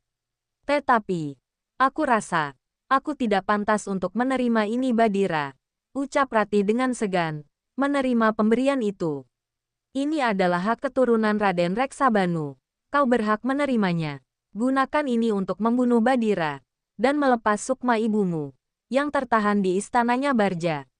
Baiklah Badira, aku akan benar-benar berusaha kali ini. Doakan aku Badira. Aku akan mendoakanmu dan senantiasa mendampingimu Ratih. Aku akan membantumu untuk membunuh Barja. Seketika Ratih tersadar dari pingsannya, mendapati dirinya ada di tempat yang tak asing. Di sampingnya telah berbaring Adan, yang tampaknya tertidur sangat pulas. Juga di sebelah kanannya juga terlihat Rini dan Hussein yang tertidur pulas. Dipandanginya wajah-wajah pulas itu, terbesit haru di hatinya. Selama ini hanya merekalah yang Ratih miliki. Adan, Hussein, yang bersedia membantu Ratih dan Rini sampai sejauh ini. Apalagi Adan, yang bahkan sampai terluka. Ditatapnya wajah Adan dekat-dekat. Betapa tulusnya pria ini. Ada rasa yang aneh, yang membuat jantung Ratih berdebar-debar. Cukup lama Ratih menatap wajah Adan. Apalagi ini pertama kalinya. Dia tidur di samping Adan. Tak disangka Adan pun membuka matanya. Mata mereka bertatapan lama. Sampai akhirnya, Ratih memalingkan pandangannya ke arah lain. Hatinya berdebar tak kuat ditatap Adan, pipinya memerah. Ratih, kamu sudah sadar. Adan tiba-tiba beranjak dari tidurnya dan duduk. Sambil menyentuh Ratih dengan telapak tangannya. Ra, kamu demam ini loh. Wajah Adan terlihat jelas cemas. Enggak Dan, aku gak apa-apa. Aku baik-baik saja ucap Ratih, dengan sedikit salah tingkah. Andai saja Adan tahu, bahwa tatapannya tadilah yang membuat Ratih seperti ini. Adan dengan sigap, membantu Ratih, yang sepertinya ingin duduk juga. Lalu menuangkan air putih ke dalam gelas, kemudian menyodorkannya kepada Ratih. Saat hendak menyambut gelas itu, dari tangan Adan, tiba-tiba sesuatu benda terjatuh dari tangan Ratih. Ratih langsung menatap ke arah benda itu. Ternyata adalah bungkusan kain berwarna hijau. Adan dan Ratih yang melihat benda yang terjatuh itu lantas terheran. Apa itu Ratih? Sepertinya itu pemberian Badira tadi. Dan, ucap Ratih seraya memungut buntalan kain itu. Ratih lalu membuka kain hijau itu. Dan benar saja, tasbih dengan butiran batu kecoklatan tampak tersambung rapi. Tetapi ada satu baru mencolok berwarna putih gading di antaranya. Ratih lalu menciumi benda itu. Dengan penuh rasa haru. Tak disangka ternyata yang tadi itu bukanlah mimpi belaka, melainkan benar adanya. Ratih lalu menjelaskan pada Adan tentang apa yang dimimpikannya selama dia tak sadarkan diri. Ya sudah Ra, ini minum dulu. Kamu cukup lama pingsan. Sebaiknya kamu pulihkan diri dulu, ucap Adan sambil menyodorkan gelas yang tadi. Ratih lalu meminum air itu sampai habis, karena dari tadi dia memang merasakan haus. Kenapa kita ada di sini Dan? Tanya Ratih setelah menyadari bahwa mereka ada di rumah Pak Hendarso. Mang Irul yang menolong kita Ra. Saat kamu tak sadarkan diri di surau itu, aku dan Hussein kembali untuk mencarimu. Sampai pada akhirnya Mang Irul mengantarkan kita ke sini. Mang Irul, jadi dia nggak terlibat dengan orang-orang itu Dan? Enggak Ra, beliau baik. Telah menolong kita sampai sejauh ini. Malah aku khawatir dengan dia Ra. Apakah sekarang dia baik-baik saja? Iya kamu benar Dan. Kalau Kades Ridwan tahu, pasti Mang Irul bakal dibunuhnya. Ucap Ratih juga mengkhawatirkan Bang Irul. Jam ternyata sudah menunjukkan pukul 2 pagi. Adan dan Ratih pun kembali mencoba untuk tidur kembali. Pagi itu mereka dibangunkan oleh suara azan di surau. Ratih juga terbangun mendengar suara azan. Rini yang melihat kakaknya sadar langsung memeluk tubuh Ratih. Ratih pun menenangkan Rini dan berkata, dia sebenarnya sudah bangun sejak tadi malam. Hanya saja dia tak ingin membangunkan Rini, yang tertidur sangat nyenyak. Mereka pun bangun dan membersihkan diri lalu melakukan ibadah subuh. Pagi itu mereka disambut dengan Pak Hendarso, dengan menghidangkan sarapan di meja makan. Meski agak segan, tetapi mereka juga sangat kelaparan. Mereka berempat makan dengan lahap sarapan pagi itu. Setelah selesai sarapan pagi, Pak Hendarso dan mereka berempat pun duduk di ruang tamu. Tekad saya sudah bulat, akan menghentikan mereka warga kampung itu, yang melakukan pemujaan ini. Tadinya saya mencegah warga saya, agar tidak menyerang ke sana. Tetapi setelah mendengar cerita kalian, saya kini tidak punya alasan lagi untuk diam. Beberapa gadis di desa ini juga menghilang. Saya khawatir, jika saya membiarkan hal ini, ke depannya akan lebih banyak korban lagi. Hari ini juga saya akan mengumpulkan warga untuk bermusyawarah, ucap Pak Hendarso. Sepertinya sudah cukup gerah dengan masalah ini. Bab 36. Saya sarankan lebih baik jangan di waktu dekat ini, Pak. Setelah melakukan ritual, biasanya mereka akan lebih kuat. Sebaiknya perketat keamanan desa ini dulu. Seperti kegiatan ronda. Dan lebih memperhatikan orang-orang yang keluar masuk desa, Pak. Ucap Ratih menyarankan. Betul itu, Pak. Kita tidak bisa semena-mena menyerang kampung itu. Lebih baik kita perkuat keamanan desa ini dulu. Kita pilih orang-orang terbaik. Lalu saya dan Hussein akan mengajari ilmu bela diri yang kami tahu. Siklus mereka untuk melakukan ritual yaitu 40 hari lagi. Pada hari ke-39 mereka sedang berada di situasi terlemah. Di saat itu kita akan menghentikan mereka. Ucap Adan ikut menyarankan solusi terbaiknya. Baiklah, nanti saya akan kumpulkan perangkat desa dan warga. Kami akan menimbang atas semua masukan dan saran dari kalian. Oh iya, tapi kalian sudah menikahkan. Nanti saya akan kasih rumah di desa ini. Kebetulan ada 2 rumah bersebelahan yang disewakan di dekat musola. Nanti kalian akan saya antar ke sana. Selama di desa ini kalian boleh menempati rumah itu. Tidak perlu memikirkan sewanya, ucap Pak Hendarso. Terima kasih banyak, Pak, atas bantuannya. Semoga Allah akan membalas semua kebaikan Bapak, ucap Adan mewakili mereka semua. Amin, jawab seisi ruangan itu serentak. Baiklah, rencana saya hari ini akan ke rumah sakit untuk melihat gadis yang kalian selamatkan itu, ujar Pak Hendarso. Hampir saja mereka melupakan gadis itu. Padahal karena menyelamatkan gadis itulah, mereka bisa sampai keluar dari kampung itu. Maaf, Pak. Apa boleh kami ikut menjenguk? Tanya Hussein yang penasaran akan kondisi gadis itu. Tentu saja boleh. Malah sebenarnya saya ingin mengajak kalian untuk menjenguknya. Siapa tahu nanti kita bisa membantu untuk menemukan siapa orang tuanya, jawab pakaian Hendarso. Kapan kita berangkat ya, Pak? Tanya Rini yang baru buka suara. Nanti siang kita akan ke sana. Baiklah, sekarang mari kita temui pemilik rumah sewa. Agar hari ini kalian bisa langsung tinggal di sana. Untuk peralatan masak dan tidur nanti ambil saja di rumah saya. Aduh, Pak, maaf ya. Kami jadi banyak ngerepotin Bapak, saya dan yang lainnya. Jadi tidak enak, ucap Adan sambil menggaruk kepalanya yang tak gatal. Sudahlah, jangan begitu. Anggap saja saya ini adalah orang tua kalian. Kalian semua ini sudah saya anggap sebagai anak saya sendiri. Jadi sudah semestinya orang tua membantu anaknya, ucap Pak Hendarso dengan senyuman penuh ketulusan. Sungguh baik memang kepala desa di kampung ini. Beliau bersifat welas asih dan dermawan. Ditambah lagi pakaian Hendarso dan istri yang tidak dikaruniai momongan, membuat pasangan ini menjadi penyayang terhadap anak-anak muda di kampungnya. Pagi itu disibukkan dengan menemui pemilik rumah yang akan disewakan kepada mereka. Setelah Pak Hendarso yang meminta langsung, pemilik rumah pun bersedia membantu Ratih dan yang lainnya. Dengan memberikan harga sewa rumah yang terbilang murah, Adan, Ratih, Hussein dan Rini pun hendak membayar uang sewa di muka. Namun Pak Hendarso tak membiarkan mereka membayar sewanya. Lebih baik uang kalian pakai untuk sesuatu yang lebih diperlukan, ucapan Hendarso.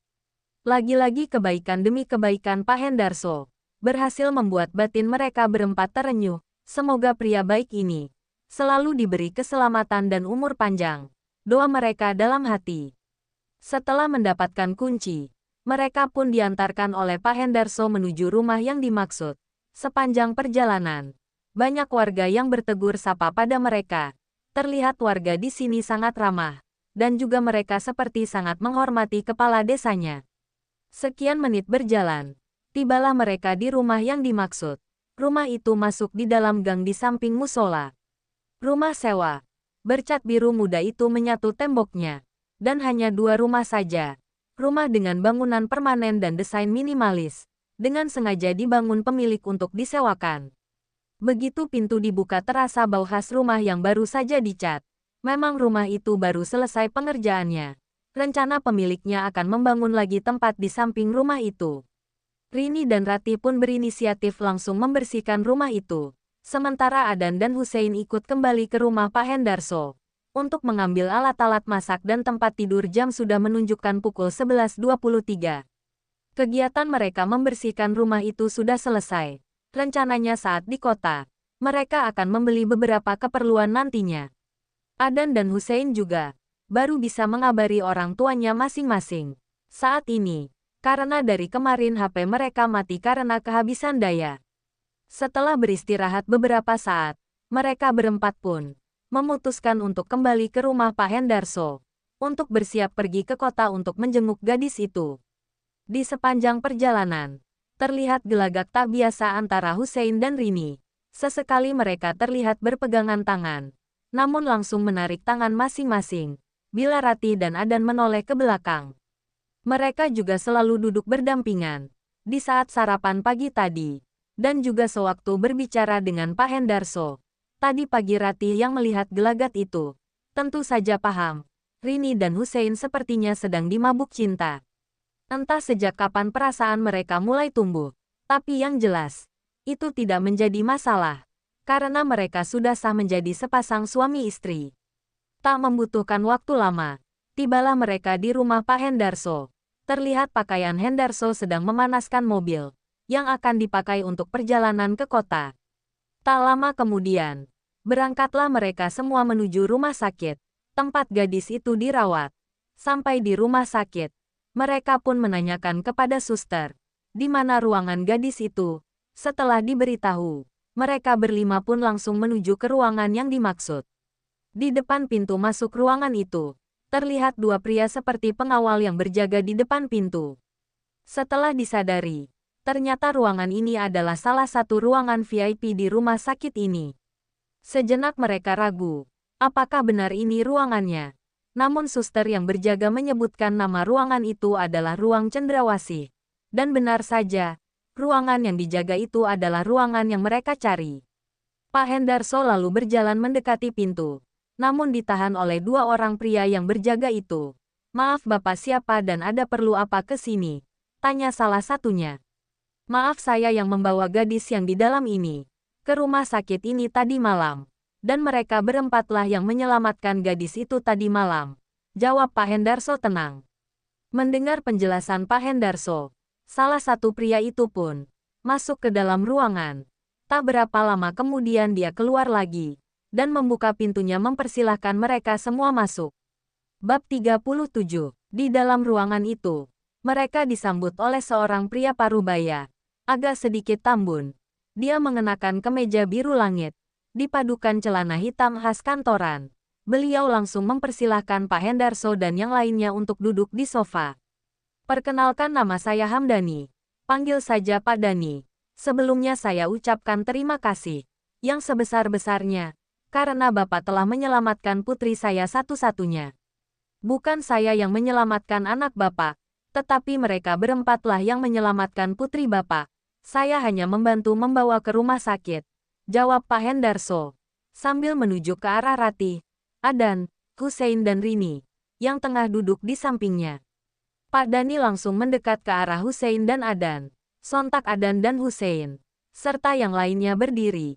Pak Dani langsung memeluk Hussein dan Adan, serta mengeluarkan air mata, tanda terharu, dan mengucapkan berulang-ulang kali, terima kasih banyak nak.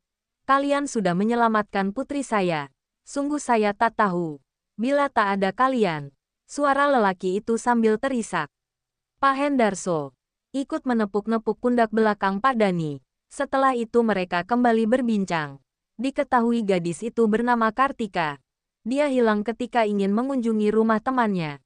Diketahui ternyata Pak Hamdani adalah pejabat yang bekerja di kantor pemerintahan. Bisa dibilang kolega dan koneksinya adalah pejabat-pejabat pemerintahan dan bupati daerah ini. Rati dan yang lainnya mulai menceritakan sebenarnya apa yang terjadi di kampung itu. Penjelasan Rati diperkuat dengan kesaksian Pak Hendarso. Pak Dani pun menyimak setiap detail penjelasan Rati. Pak Dani begitu heran. Mengapa kasus ini tak pernah ditangani pihak kepolisian? Tak lama kemudian, Kartika pun bangun dari tidurnya. Pak Dani langsung bangkit dan memberitahu putrinya bahwa orang yang menyelamatkan dirinya ada di sini. Rati dan Rini pun mendekat ke arah ranjang yang ditiduri Kartika. Kartika lalu memeluk Rati dan Rini, mengucapkan terima kasih, yang tadi pun terulang kembali. Rati, Adan, Hussein dan Rini telah sampai kembali di desa Pak Hendarso. Mereka berempat berjalan pulang ke rumah, sambil membawa tentengan keperluan rumah yang tadi dibeli di kota. Setelah sampai di rumah sewa, Hussein dan Rini masuk ke dalam rumah sebelah. Rati dan Adan melihat itu pun saling bertatapan. Sein, Rin, kalian akan tinggal berdua, tanya Rati dengan mimik wajah penasaran. Iya kak, aku dan Hussein memutuskan untuk menempati rumah yang ini, jawab Rini dengan wajah yang tersipu. Kalian, ucap Adan memutuskan kalimatnya. Iya dan, kami memutuskan untuk tinggal bersama. Lagi pula aku dan Rini saling mencintai sekarang, dan sudah menikahinya. Jadi tidak ada salahnya kami memulai hidup berdua, jawab Hussein gamblang.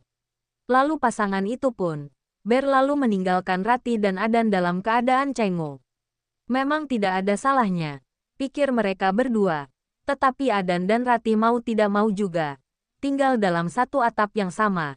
Tentu saja akan terjadi kikukan di antara mereka. Tak lama Rati pun masuk ke dalam rumah yang satunya. Dan woi, ayo masuk, ngapain bengong di situ, ujar Rati sambil berdiri di ambang pintu. Iya Ra, jawab Adan sambil berjalan masuk. Sesampainya di dalam, Rati terlihat telaten menyusun barang-barang di dalam rumah. Adan pun berinisiatif membantu merangkai lemari plastik yang mereka beli tadi. Sementara Rati memilah baju-baju yang juga baru dibeli. Rencananya akan dicuci dulu sebelum dipakai. Mana Dan? Bajumu biar ku cuci sekalian, dan juga baju kotor kemarin yang tak sempat dicuci. Udah Ra, bajuku biar aku yang cuci. Kamu nggak usah repot. Udah, mana sini lagian kayak siapa aja. Rati lalu mengambil tas berisikan baju-baju kotor, lalu membawanya ke kamar mandi. Adan yang melihat Rati pun hanya diam tak merespon. Kemudian kembali dia berkutat pada lemari plastik di hadapannya. Setelah selesai, Adan pun meletakkan lemari itu di kamar. Di kamar terlihat tempat tidur beralaskan tilam Palembang yang cukup besar dengan 2 bantal dan 1 selimut yang cukup tebal. Barang-barang itu diberi oleh Pak Hendarso tadi pagi.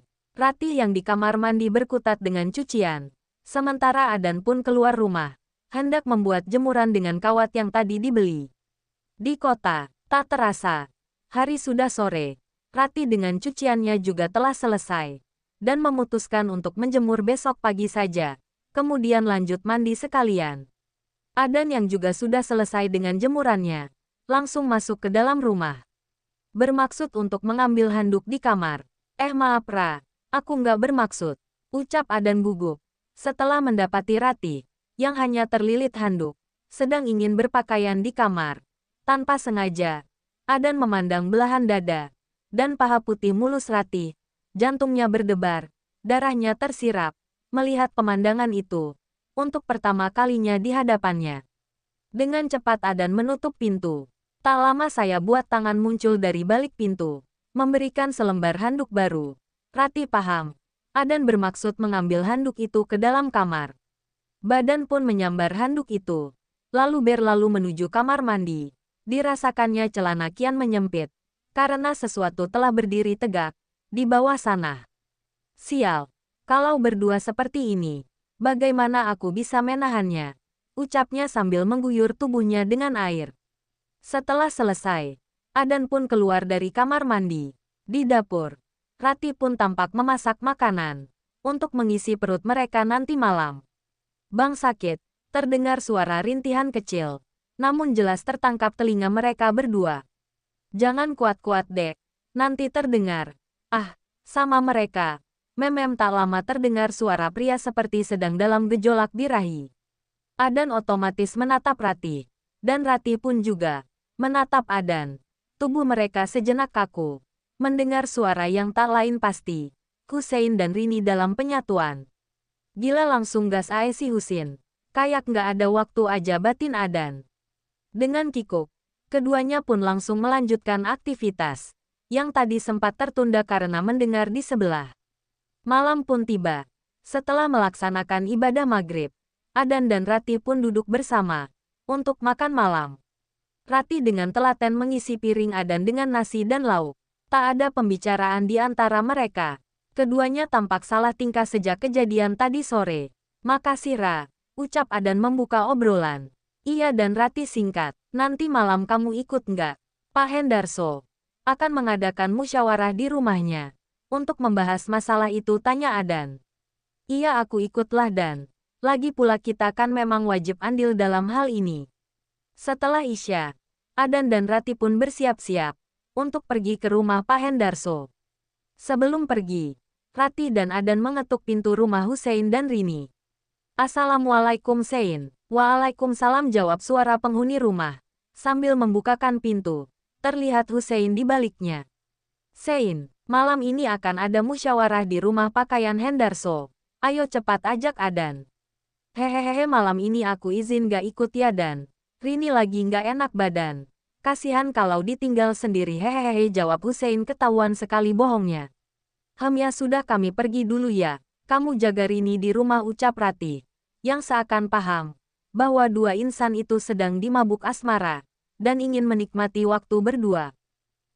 Dasar, ucap Adan, yang juga paham maksud dari alasan Hussein. Bab 38. Sesampainya di rumah Pak Hendarso, terlihat sudah banyak warga dan beberapa perangkat desa berkumpul di ruang tengah. Ratih dan Ada pun duduk bergabung dengan warga di sana. Assalamualaikum, bapak-bapak yang bersedia hadir pada malam hari ini. Malam ini kita akan membahas tentang kampung sebelah, yang diduga adalah dalang dari hilangnya beberapa penduduk kampung kita. Di sini sudah ada Ratih dan Adan. Mereka yang beberapa hari lalu baru kembali dari kampung sana dan membawa informasi yang cukup mengejutkan. Silahkan Nak Ratih, bisa sampaikan kesaksian selama Anda di sana, ucap Pak Hendarso langsung menuju intinya saja. Ratih pun menceritakan semua yang terjadi selama di kampung itu, kecuali tentang Badira.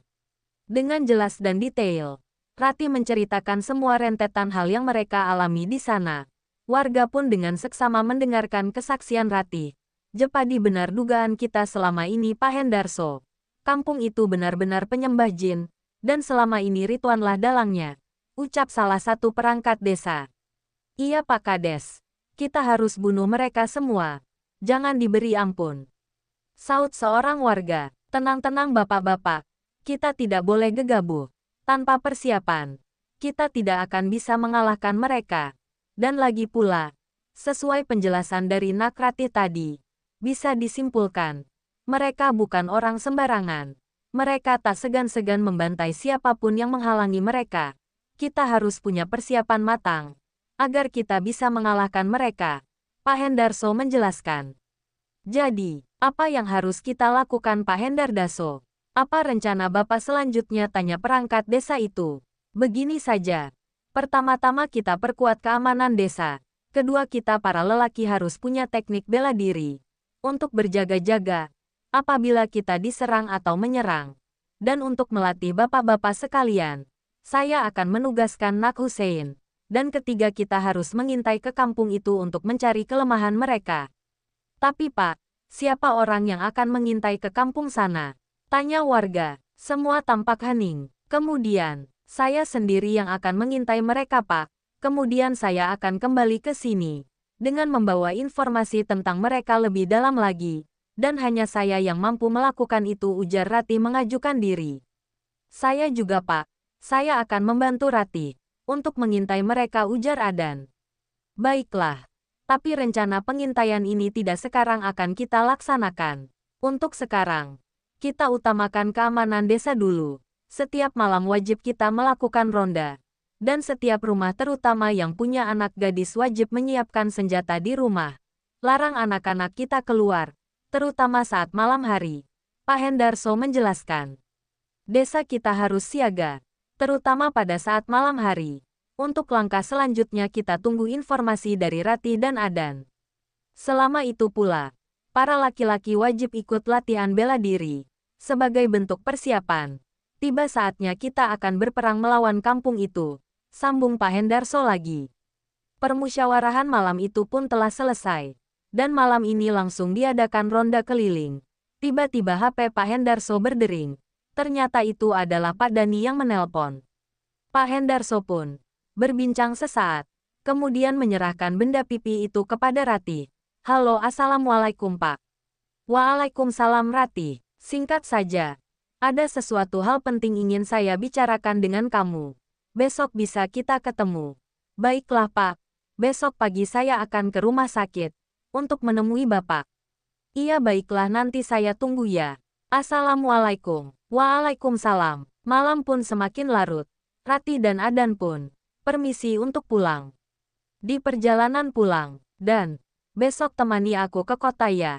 Pak Dani ingin berbicara penting katanya. Sekalian ada yang ingin ku beli di kota. Ucap Ratih membuka pembicaraan. Baiklah Ra, hening. Kenapa Dan? Kau melamun? Hah enggak kok. Ada sesuatu yang kamu pikirin ya? Enggak, aku cuma khawatir aja Ra. Apa sebaiknya kita sudahi saja semua ini? Aku juga capek sebenarnya dan aku juga takut. Kalau terjadi pada kita. Tetapi kalau tidak kita, siapa yang akan menghentikan mereka? Sudah lebih dari 2 tahun kita biarkan. Tetapi mereka semakin menjadi-jadi. Aku juga ingin mengubur jasad ibuku dengan layak. Dan aku juga ingin kampung itu kembali seperti dulu lagi. Baiklah Ra, aku juga akan selalu mendukung kamu. Terima kasih ya Dan. Tanpa bantuan kamu, aku pasti nggak akan bisa berbuat apa-apa. Tak terasa kaki mereka melangkah sudah di depan rumah sewa. Mereka pun masuk ke dalam rumah itu. 2 anak manusia berlainan jenis ini bingung bagaimana mereka akan melewati malam ini.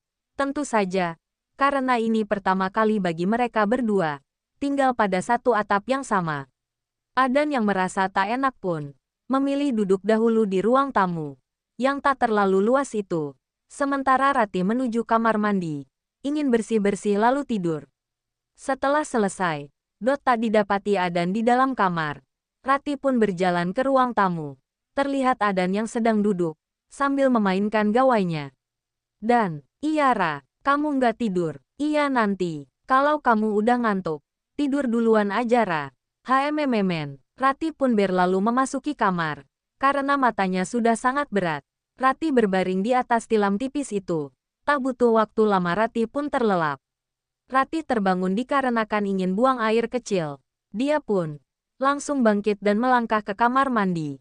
Setelah selesai dengan hajatnya, dia baru sadar akan sesuatu. Dia lalu pergi ke ruang tamu. Dan benar saja, terlihat Adan tidur di lantai, sambil meringkuk menahan dingin. Padahal malam itu sangat dingin. Tetapi Adan tidur di atas keramik, tanpa beralaskan sesuatu. Kasihan melihat kondisi Adan, Ratih pun membangunkan lelaki itu. Dan, bangun, Dan, ayo pindah ke kamar. Dingin di sini. Adan tak bergeming. Hanya beberapa kali tubuhnya ngulet, lalu pulas kembali. Memang Adan ini, kalau sudah tidur pasti susah sekali dibangunkan. Ratih pun lelah membangunkan Adan, tetapi Adan tetap terbuai dalam mimpinya. Merasa kesal Ratih pun pergi kembali masuk ke dalam kamar. Tetapi beberapa menit berbaring, dia tak bisa tidur. Dia merasa bersalah melihat Adan tidur meringkuk di luar, padahal dirinya tidur dengan beralaskan tilam dan selimut tebal. Dengan kesal yang belum hilang, Ratih pun bangkit kembali. Kemudian mendatangi lagi Adan. Laki-laki itu tetap pulas, dalam posisinya yang meringkuk kedinginan. Kesal karena Adan memang susah dibangunkan, Ratih pun menyeret tubuh Adan ke dalam kamar. Ditariknya kedua kaki lelaki itu ke dalam kamar. Setelah sampai di dalam, Ratih kemudian menggulingkan tubuh Adan ke atas tilam, terus menggulingkan tubuh lelaki itu sampai mepet tembok. Kemudian diletakkan bantal di bawah kepala Adan, tak lupa menyelimuti tubuhnya. Setelah usaha yang melelahkan malam itu, akhirnya Ratih pun merebahkan tubuhnya di samping Adan. Tak butuh waktu lama, Ratih pun terlelap. Bab 39. Allahu Akbar. Allahu Akbar. Azan subuh yang cukup besar berkumandang dari musola. Ratih terbangun dan mendapati dirinya dalam dekapan Adan. Tangan Adan berada di dadanya, sementara lengan Adan yang satunya lagi menjadi penopang kepalanya. Dengkuran halus masih terdengar menandakan Adan masih pulas tertidur. Detak jantung Ratih tak beraturan, apalagi nafas Adan berhembus di tengkuknya, membuat meremang seluruh tubuhnya. Ratih begitu sulit mengendalikan detak jantungnya sendiri. Berulang kali, Ratih mengatur nafasnya agar bisa lebih tenang. Dipindahkan tangan lelaki itu dari dadanya. Lalu perlahan dia pun bangkit. Tapi tiba-tiba, tangan Adan kembali mendekap tubuhnya, layaknya memeluk guling. Ratih terkungkung di dalam tubuh tegap pria itu. Dan, bangun udah subuh, ujar Ratih, berusaha membangunkan Adan. Adan tetap tak bergeming. Ya Tuhan, kenapa pria ini sulit sekali dibangunkan batinnya? Woi Dan, bangun. Satu teriakan di telinga sukses membuat Adan membuka matanya. Apa Asira? Orang lagi ngantuk juga. Udah subuh. Kamu nggak dengar itu azan? Lepasin ini tanganmu berat. Hah, maaf Ra. Adan terkejut mendapati posisi dirinya tengah mendekap tubuh Ratih. Dengan segera, dia langsung menarik tangannya yang menempel di dua bukit kembar milik Ratih. Ratih lalu bangkit dari posisinya, langsung berdiri berjalan menuju kamar mandi. Adan masih terdiam, mencerna situasi ini. Bagaimana dia bisa tidur di kamar dengan Ratih di dekapannya pula? Udah cepetan ke musola. Ayo jangan bengong. Entar ketinggalan, ujar Ratih, yang kembali memasuki kamar dengan keadaan basah lengan, kaki dan wajahnya. Kemudian Ratih mengambil mukena untuk menunaikan salat. Iya Ara. Kemudian Adan buru-buru bangkit dan langsung menuju kamar mandi untuk melaksanakan wudhu. Pagi itu, mereka berangkat bersama menuju musola untuk menunaikan ibadah. Siang ini, Ratih dan Adan pun bersiap-siap untuk menemui Pak Dani. Terlihat di rumah sebelah, Rini dan Hussein sedang beberes rumah. Ratih dan Adan sudah mengajak mereka untuk ke kota bersama. Hussein dan Rini menolak. Hussein akan menemui perangkat desa siang ini untuk membahas rencana pelatihan bela diri yang akan dimulai nanti malam. Dengan modal motor yang dipinjam dari Pak Hendarso, siang itu, Ratih dan Adan menuju kota. Tak butuh waktu lama, sampailah Ratih dan Adan di rumah sakit. Di sana Pak Dani terlihat sudah menunggu. Mereka berdua pun dipersilakan duduk di sofa yang kemarin. Jadi langsung saja Bapak ceritakan. Jadi karena mendengar ceritamu kemarin Ratih, Bapak merasa tidak asing dengan wanita yang bernama Nyai Inggit ini. Setelah Bapak ingat-ingat, si Nyai ini, dulunya sekali, pernah tinggal di kampung Bapak dulu. Masa itu, usia Bapak baru 15 tahun. Nyai adalah dukun yang terkenal yang tinggal di kampung kami. Banyak pejabat-pejabat yang datang untuk meminta bantuan beliau. Ada pula pengusaha dan pedagang meminta kelarisan untuk usaha mereka. Karena banyaknya orang-orang asing yang datang, hilir mudik di kampung halaman kami, kepala desa pun melarang Nyai untuk membuka praktek perdukunan di kampung kami. Namun peringatan itu sama sekali tak digubris oleh Nyai, sehingga membuat kepala desa kami gerah. Kepala desa lalu turun tangan dan datang sendiri ke rumah Nyai. Kepala desa mengancam, jika Nyai tak segera menghentikan praktek pendukungan itu, maka kepala desa dengan terpaksa mengusir Nyai dari desa kami. Sepulang dari rumah Nyai, kepala desa langsung muntah darah, menggelepar seperti ayam disembelih. Tak lama kepala desa pun merenggang nyawa. Diduga Pak Kades mati santet. Warga pun langsung emosi dan secara beramai-ramai mendatangi rumah Nyai. Nyai yang sudah tua tentu saja tak bisa berbuat apa-apa. Rumahnya dibakar dan Nyai pun dihakimi oleh warga. Namun anehnya, tubuhnya yang tua renta itu tak ada luka sedikit pun. Bahkan dia masih hidup menyeringai, menertawakan warga yang mencoba menghakiminya. Warga pun bingung dan terlihat ketakutan kepadanya. Namun tiba-tiba, terlihat Mbah Karsem, seorang tetua desa, mendekati Nyai. Kemudian Mbah Karsam mencabut tusuk konde dari sanggulnya, lalu dengan cepat menghujamkan ke dada Nyai. Seketika itu Nyai langsung terbatuk-batuk, mulutnya memuntahkan darah segar. Nyai langsung bersimpuh, bersujud, memohon ampun kepada Mbah Karsam. Memohon agar jangan menancapkan tusuk konde perak itu lebih dalam lagi. Nyai pun berjanji akan pergi dari kampung itu. Berkali-kali dia memohon belas kasih dari Mbah Karsam. Akhirnya Mbah Karsam pun mengampuni Nyai. Dengan tubuh terseok-seok, Nyai berjalan keluar kampung. Sejak saat itu, tak terdengar kabarnya lagi. Pak Dani mengakhiri ceritanya. Tusuk konde perak, jadi itu kelemahan Nyai Pak. Iya Ratih, Bapak sendiri tak menyangka. Bila Nyai inggit itu, malah semakin menjadi-jadi hingga separah ini. Di mana saya bisa dapatkan tusuk konde perak itu Pak? Tanya Ratih. Saya sudah menghubungi cucu Mbah Karsam dan menceritakan tentang kejadian ini. Saya juga menanyakan soal tusuk konde perak milik mendiang Mbah Karsam. Dan alhamdulillah mereka masih menyimpannya. Dan tadi pagi sudah dikirim kemari, ucapan Dani. Sambil mengambil sebuah kotak kecil dan meletakkannya di atas meja. Saya rasa sebaiknya kamulah yang membereskan ini Ratih. Saya juga tidak ingin ada korban lagi. Apalagi putri saya, yang hampir menjadi korbannya. Ucap Pak Dani, sambil memberikan kotak kecil panjang, yang terlihat seperti kotak kacamata itu. Boleh saya buka Pak? Tentu saja boleh. Benda ini, saya titipkan kepada kamu. Gunakan sebaik-baiknya. Bila sudah selesai, saya akan mengembalikan lagi kepada keluarga Mbah Karsam. Ratih pun membuka kotak itu. Dalamnya terdapat kain hijau yang membalut benda panjang itu. Dibukanya balutan kain itu. Lalu tampaklah sebuah tusuk konde berwarna perak mengkilap dengan ujung yang tajam, seperti ujung jarum. Sementara sisinya ujungnya yang satu lagi juga diukir membentuk sebuah bunga yang terlihat manis. Baiklah Pak, sebisa mungkin saya akan menggunakan benda ini dengan baik. Terima kasih atas bantuan Bapak. Tidak Ratih, seharusnya sayalah yang berterima kasih, karena kalian semualah yang menyelamatkan putri saya. Dan ini, ada sedikit rasa ucapan terima kasih saya untuk kalian semua. Mungkin ini tak banyak, tetapi mudah-mudahan ini bisa berguna untuk kalian.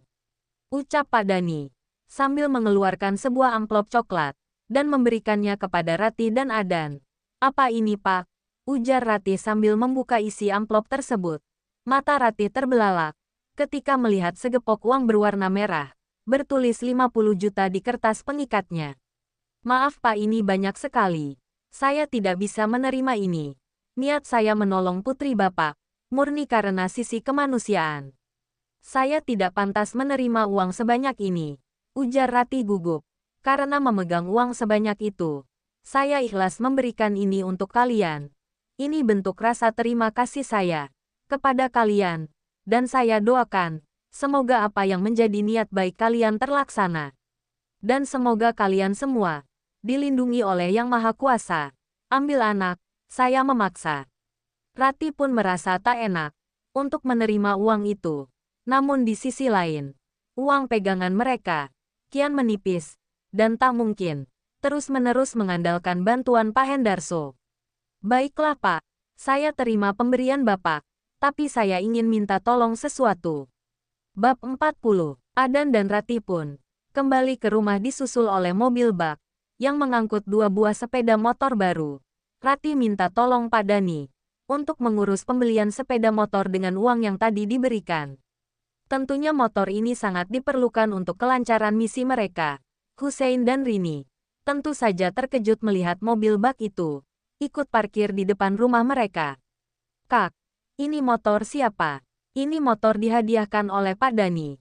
Beliau membelikan motor ini untuk kita. Ratih pun menjelaskan semua pembicaraan di kota tadi bersama Pak Dani. Rini dan Hussein tampak bersyukur dengan hadiah yang mereka terima. Tak terasa hari sudah malam. Kegiatan ronda pun dimulai. Ratih dan Adan pun berencana ikut berkeliling malam ini. Mereka pun bersiap-siap berkumpul di rumah Pak Hendarso untuk membagi tugas berjaga. Di rumah Pak Hendarso terlihat beberapa pria sudah siap dengan perlengkapan, seperti senter, air minum, dan sebilah parang, untuk mengantisipasi kalau ada penyusup di desa mereka. Kegiatan ronda dibuat bergiliran. Sudah ada 20 orang terpilih termasuk Ratih dan Adan. Mereka dibagi menjadi 5 tim. Satu tim terdiri dari 4 orang. Tugas mereka dibagi untuk berjaga di batas-batas desa yang sudah ditentukan. Ratih, Adan dan 2 warga lainnya, sebut saja Pawito dan Patoni, mendapat tugas berjaga di dekat gapura desa. Malam ini terasa tak ada yang aneh. Ratih dan 2 lainnya berjaga di dekat gapura, mengamati ke arah jalan. Namun hingga pagi tiba, mereka tidak menemukan apa-apa. Beberapa hari kemudian, hingga beberapa hari kegiatan ronda dilakukan, tidak ada yang aneh. Malam ini tepat giliran Hussein dan Adan. Rini dan Ratih memilih untuk di rumah saja. Malam berlalu sejak kepergian Hussein dan Adan. Ratih, sebuah suara terdengar tak asing. Badira, malam ini, mereka bergerak sebaiknya kau waspada. Di mana mereka sekarang Badira? Siapa yang mereka incar? Kalian berdua, kau dan adikmu. Mereka akan memburu kalian, dan akan menjadikan kalian hadiah untuk Barja. Terutama kau Ratih, nenek tua itu sangat dendam padamu. Baiklah Badira, aku paham. Sekarang aku akan bersiap-siap. Saat ini, anak buah mereka memiliki ilmu kekebalan, kau harus hati-hati. Baiklah Badira. Aku tahu apa menjadi kelemahan mereka, ucap Ratih sambil tersenyum smirk. Dengan siap Ratih pun meracik bubuk cabai andalannya, dicampur dengan garam dan bubuk daun bidara, yang memang sudah disiapkan. Daun bidara dikenal sebagai daun yang tidak disukai jin, begitu juga dengan garam kasar. Bubuk cabai bila dilemparkan ke mata, akan membuat lawan menjadi sulit fokus, dan buta sesaat. Sungguh kombinasi yang pas. Bila disatukan, tak lupa pula Ratih membaca surah-surah untuk meruqyah pada bubuk cabai itu. Tentu saja, agar jin-jin yang membantu musuh bisa dimusnahkan. Setelah selesai Ratih membagi racikan bubuk itu dalam 4 kantong kain yang sudah disiapkan. Malam ini semua sudah disiapkan. Ratih lalu keluar rumah untuk menemui Rini di rumah sebelah. Tok, tok, tok. Assalamualaikum Rin. Waalaikumsalam Kak. Rini membukakan pintu. Ratih lalu masuk ke dalam, lalu memberikan 2 kantong itu untuk Rini dan Hussein. Apa ini Kak? Itu racikan bubuk cabai, daun bidara, dan garam. Untuk berjaga-jaga, tadi Badira memberitahuku bahwa malam ini mereka akan bergerak, dan nenek itu mengincar kita berdua. Kita harus waspada Rin. Apa? Nenek itu? Sepertinya mereka dendam sama kita Kak. Karena kita sudah mengacaukan rencana mereka, dan banyak anak buah mereka, yang kakak habisikan. Iya Rin, tanpa dicari pun, kakak sendiri nanti yang akan membunuhnya, dan menghentikan perbuatan menjijikan mereka. Kali ini kakak tidak akan lari lagi. Akan kakak membalaskan dendam ibu kita Rin. Kakak akan mencari jasad ibu, dan menguburkannya dengan layak. Tok, tok, tok. Sebuah suara ketukan dari pintu sukses membuat pembicaraan Ratih berhenti. Ratih dan Rini saling menatap satu sama lain. Tentulah mereka waspada, karena bila Hussein atau Adan yang mengetuk pastilah sambil mengucapkan salam. Lagi pula jam segini, tidak mungkin Adan dan Hussein sudah pulang, karena biasanya mereka pulang sesaat setelah azan subuh. Tok, tok, tok, pintu diketuk lagi, kali ini lebih kencang suaranya. Ratih kemudian bangkit melangkah menuju jendela, lalu mengintip, tapi tak ada satupun orang di luar. Aneh, tapi ketokannya terdengar sangat jelas. Ratih lalu menghubungi Adan. Tut, tut, halora. Assalamualaikum Dan. Kamu dan Hussein hati-hati ya. Tadi aku dapat bisikan dari Badira. Malam ini mereka bergerak, dan tadi pintu rumah ini diketok beberapa kali. Setelah kuintip, tak ada orang. Takutnya mereka bergerak ke rumah-rumah lain. Sebaiknya kalian berkeliling di rumah warga. Baik-baik Rah, aku akan memberitahu warga yang ikut patroli malam ini. Kamu jangan kemana-mana ya. Jangan buka pintu. Tunggu di sana. Sampai aku dan Hussein balik. Telepon pun diakhiri. Ada apa Dan? Tanya Hussein. Ratih nelpon katanya ada orang yang mengetuk-ngetuk pintu rumah. Dan dia juga dapat bisikan dari Badira. Katanya orang-orang itu mulai bergerak. Tak lama setelah perbincangan itu, terdengar suara kentongan darurat dari kejauhan. Hussein dan Adan pun langsung berlari ke asal suara itu. Tung, tung, tung, tung. Suara kentungan terdengar jelas. Namun jauh sekali bunyinya. Adan dan Hussein berlari mendekati ke arah bunyi itu. Lama mereka berlari ke arah pemukiman. Mengejar suara itu sampai akhirnya tiba di sebuah rumah salah satu penduduk. Salah satu kelompok orang yang ronda malam ini terlihat memukul kentongan. Banyak warga yang keluar rumah begitu mendengar suara yang sama. Ada apa, Pak? Tanya Hussein dengan nafas terengah-engah. Yang baru saja tiba bersama Adan. Anu ini, Mas, kami melihat sekelompok orang berpakaian serba hitam mengendap di gang ini. Mereka berjumlah 5 orang. Begitu melihat kami, mereka ingin menyerang. Kemudian saya membunyikan kentongan ini. Seketika itu pula, mereka berlari ke arah sana. Tunjuk bapak itu ke arah jalan menuju persawahan. Tak lama Pak Hendarso pun tiba. Dengan beberapa orang kelompoknya. Bapak itu pun menjelaskan apa yang tadi dilihatnya. Mereka mulai mengintai kampung kita. Sepertinya mereka mengincar gadis-gadis di desa kita. Malam ini kita berkeliling. Sampai pagi. Kita fokuskan penjagaan ke rumah-rumah warga. Adan kamu ikut rombongan saya.